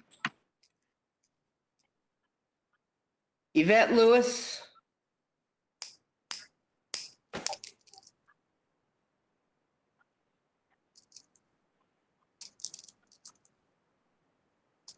Yvette Lewis.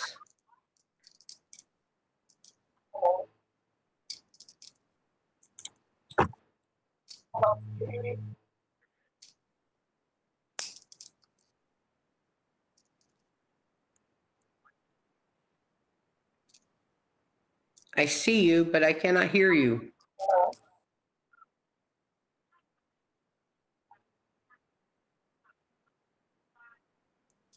Can anyone else hear her vote? I'm sorry. I can't hear her. Hello, can you hear me? No, ma'am. You hear me now? Yes, yes, yes. Okay. Can you repeat those names for me, please? I'm sorry. Can you repeat the names for me?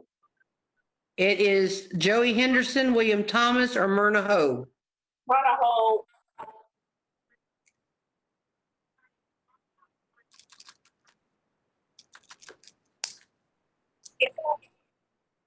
And my vote is going to be William Thomas.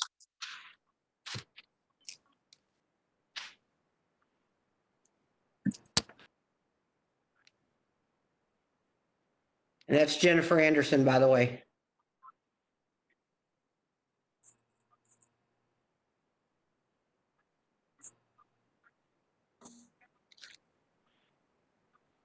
So it looks like our new vice chair will be Joey Henderson. Our secretary, we have one name, and that is Regina Gambrell. So I'll do that the same way that I did the chair. All those in favor of Regina Gambrell being our new secretary, please signify by saying Aye. Aye. Aye. Aye. Aye. aye. Aye. Those opposed?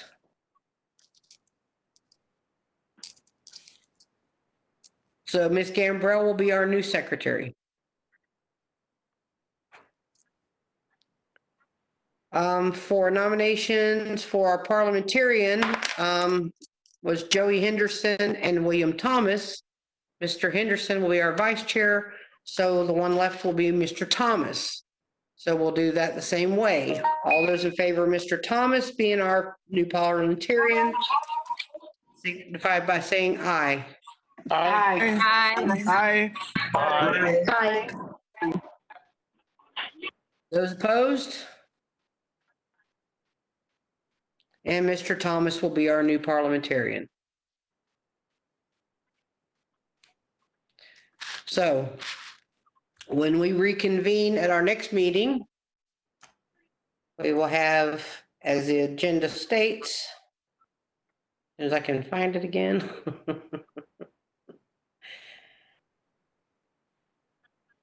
At our next meeting, we will have a virtual, unless something happens, passing of the gavel or installation ceremony next month, and it will be Rosa Hill as chair, Joey Henderson as vice chair, Regina Gambrell as secretary, and William Thomas as parliamentarian. All righty, so that was quick and simple. Thank you all very, very much for your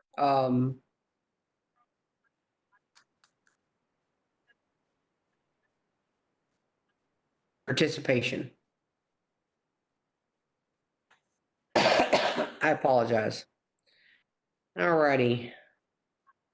Next is the CAB scholarship update.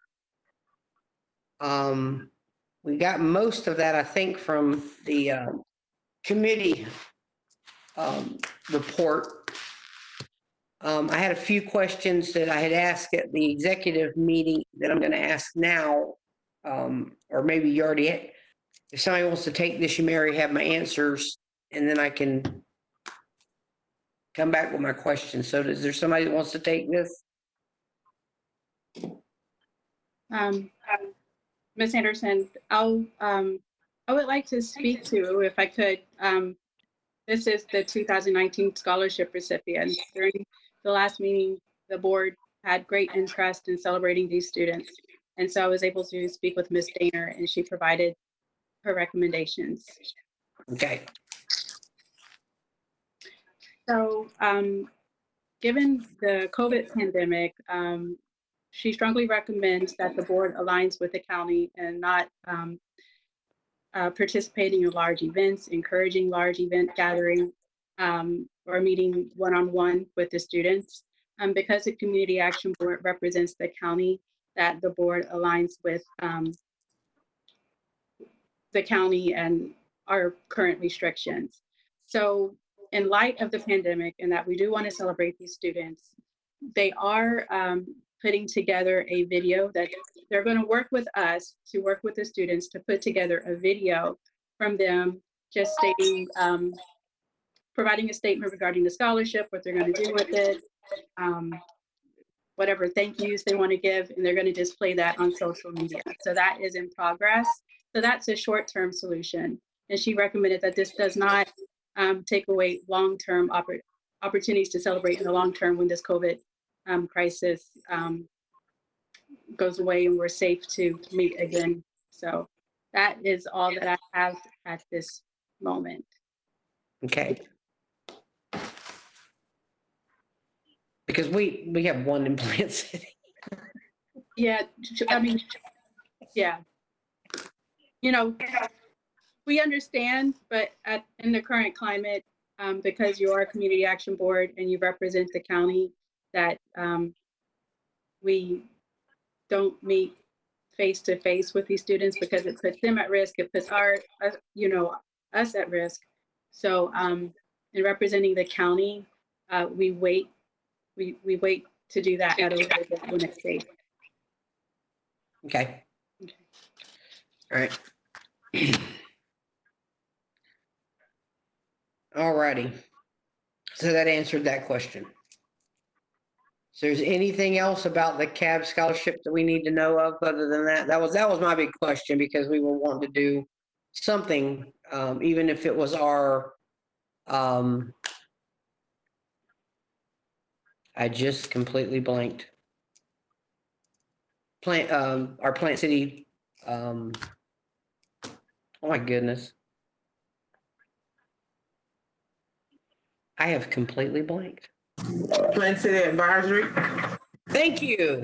Plant City Advisory Council were to do something for the one student. That's what we were wondering if, if that would be appropriate. But you answered the question. That's what I needed. And that was the question I had. So see, you answered it. So is there anything else? Any other questions anyone has? Okay. All righty.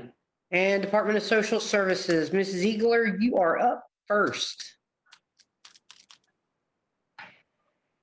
Good evening again, board members. It's nice to see some of you, some of your faces on there, and I apologize for not being visible. I'm definitely not camera ready this evening. Quite a few of us have been in meetings all day.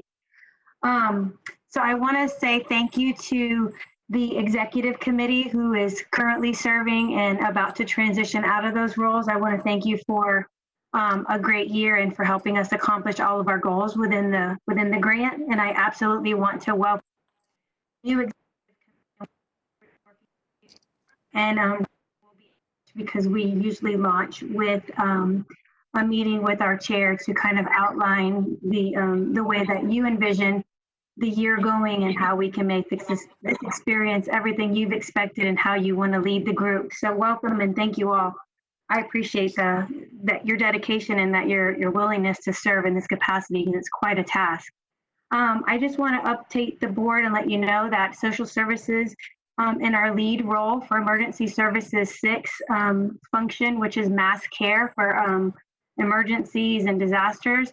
We've been very busy working at the Emergency Operations Center to help residents impacted by COVID-19. We're also working with groups through the civil unrest demonstrations and how we can keep people safe. And obviously, we're also working on planning for hurricane season 2020, which, knock on wood, hasn't hit us just yet, but we're planning for that. And as you can imagine, the challenges that exist with trying to plan for those types of things with the COVID-19 challenges as well.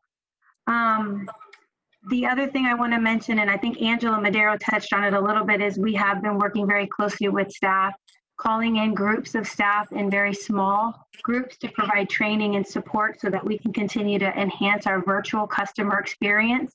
So as we are not able to have face-to-face eligibility interviews, we want to make sure that we can sustain the virtual experience and make sure that customer service, there's no interruption in customer services so that we can keep things moving for our residents that rely on us, especially the vulnerable population.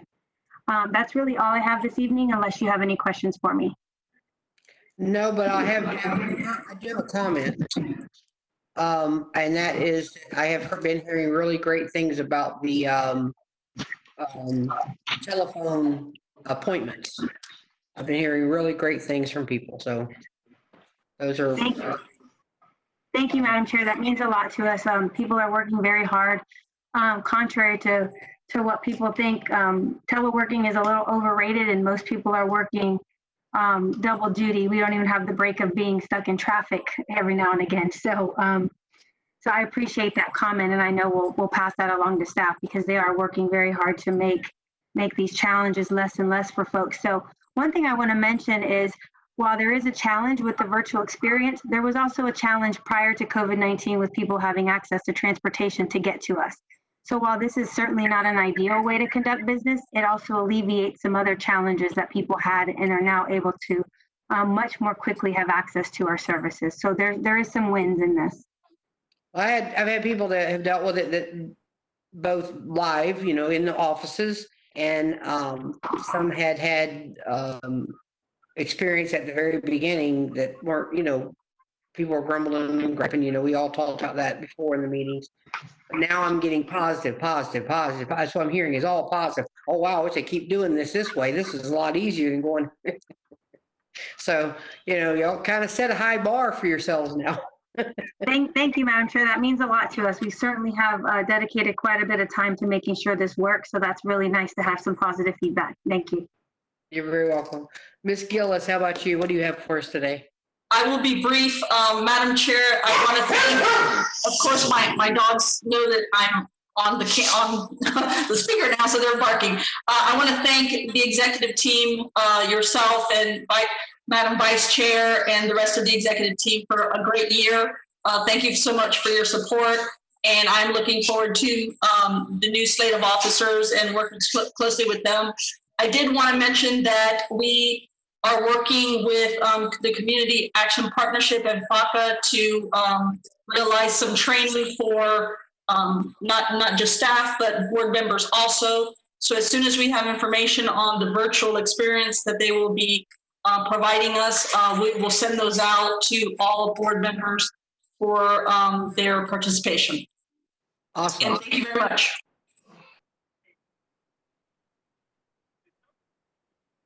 All right, will that be limited to a certain number of people? Is something we're going to have to pay for, or?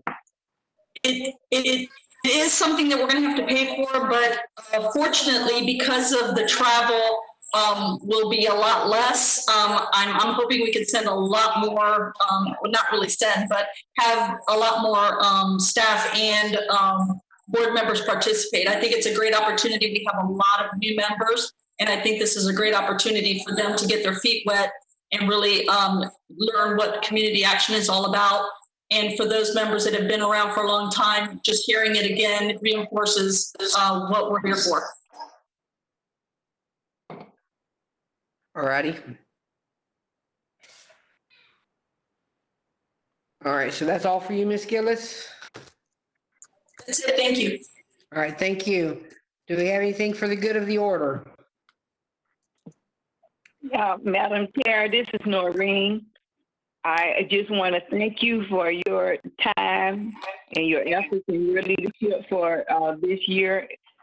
We've asked staff and all board members for their service because this is a new day for all of us. But I think as chairperson of the board, you've done outstanding job staying involved and engaging us. But I want to also congratulate the new board member, the new executive team. And thank you. It's been an honor and a pleasure for me to work with staff, board members and all, and most of all working with the community to ensure that we help low-income people become self-sufficient. And I want to thank all of you all for keeping your eye on the prize, because I think that having the resource centers in the urban core test for COVID-19, which has been a big eye-opener for all of us, and we know that our life will never be the same again. But low-income people were afforded the opportunity, and staff, I want to thank you for that, to be tested. And I cannot say enough about my manager at Lee Davis, because whenever the board member called on her, she was there for us. And I'm looking forward to a new year. This year coming up will be I think I'll be my last year on the board, but it's been worth every effort, because I know that Hillsborough County, the Community Action Board, has made a big difference in the life of poor people in its community who didn't have a voice. And I just know this new executive committee coming on will have a voice for the less fortunate of people, because on any given moment, it could be any of us. It's by God's grace that it's not, because nothing is getting any better. Thank you for the mask. Thank you for all that you do in the testing. I'm just so grateful that we were able to get it into the communities that need it the most, and that's the low-income people that do not have accessibility to get out there and be tested. And having said that, I said I'm going to be quiet. I just thank you all for the opportunity to be able to work with you in the community. God bless. Thank you, ma'am. Thank you, ma'am. I would like Thank to you, Jen. thank everyone that has helped me so much this year. This year has been a little bit of a challenge. We've had some challenging things go on, but we've powered through, we persevered, and we've got some great stuff accomplished. And I really appreciate everyone's help and everyone's participation and work and hard work getting all this done. Secondly, I would like to thank Christine Long with her help, my own nonprofit, Frontline Community Services. She helped make possible for my clients with Frontline, which is about 54 of them, to get boxes of non-perishable food. And Ms. Gendelsberg, her organization is helping us with providing food to food deserts out here in our community. They're working right now with Frontline with our Feeding Plant City program. Isn't that kind of cool how we hit to play on names there? But we had that before you guys decided to partner with us, Rhonda. But I want to thank both of your organizations, Metropolitan Ministries and Feeding Tampa Bay, with your help with Frontline and helping our community here in the Plant City area. Thank you so much for helping us. So I want to drop that as well. Madam Chair, William Thomas. Yes, sir. I'd like to say ditto on regards to the Feeding Tampa Bay. They have been very engaged. I've been very vocal on the residents of Eastern Hillsborough County and wanted to verbally thank her as well for engaging in Beesville and Plant City in its entirety. I know she not only reached out to you at Frontline, but also regarding some of the health clinics we've held through the MLK Festival. So again, a kudos to Feeding Tampa Bay. Thank you. Yes. Thank you all for what you do in the community. It takes all of us to work together, so I really appreciate that. But we're very grateful to have great partners like you all down on the front line. Thank you. Yeah, they're really helping us with we have a real problem in Plant City. The communities around the city, they can't make it to where we're currently doing the drops there, the resource centers. So they're helping us with the very outskirts into the country. They're helping Frontline Community Services get food to those areas. So I was very, very happy with that. So thank you so much. Is there anybody else has anything? Well, I would just like to say that thank you so much, Jennifer, for your appreciation, but the appreciation really goes to this amazing community who supports the needs of the hungry citizens in our community. It would not be possible without all of the donations that come in. I know, Joey, your organization helped us with donations, and so many others are there giving food, giving funds so that we can provide food. And I'm honored that we're able to help you and the Plant City community. Yes, thank you so much. Thank you so much for all that. We do quite a bit with Metropolitan. Frontline does quite a bit with Metropolitan. And we're even looking into maybe, we had a holiday center at one time in Plant City that I participated in. I was in leadership in, and I talked to Bill the other day, we're looking into maybe doing it again, and Frontline taking the reins there on that as well. So yeah, thank you so much for everything that your organization does. Oh, well, thank you. Yeah, that would be fantastic. With COVID-19, we're going to have to find a new way to offer holiday assistance. We help about 25,000 families, but they can't all come to one location anymore. That is not a possibility. So we are looking for lots of partnerships. We want to do smaller locations all throughout the county, manageable numbers so that folks can socially distant and get the help that they need. So I appreciate it. Jennifer, are you thinking about that? And that if there's other organizations that would be interested, please have them reach out to me. I'll be happy to see if there's some way we can work together over this holiday season coming up. Awesome. If I know of any other, Plant City probably got wrapped up because I get other nonprofits to jump in, like Mr. Thomas and some others to help me out. So But thank you very much for all that you, Metropolitan does for us at Frontline as well. Thank you, and for Plant City. So thank you very much for your help getting me connected. And I think that's what's great about this board is we can reach out to each other. It's a great network. We can hold hands and work together individually, not as a board, to go to each other and say, hey, I really need help with this. Like, you'd offered me some MREs and it turned in from some MREs into just much more. So thank you so much. Thank you. Anyone else? All right, if there's no one else, for the good of the order, it is 6:25 on July 8th, and that will be all for tonight. So instead of going over, we're going way under, so that's a good night. And so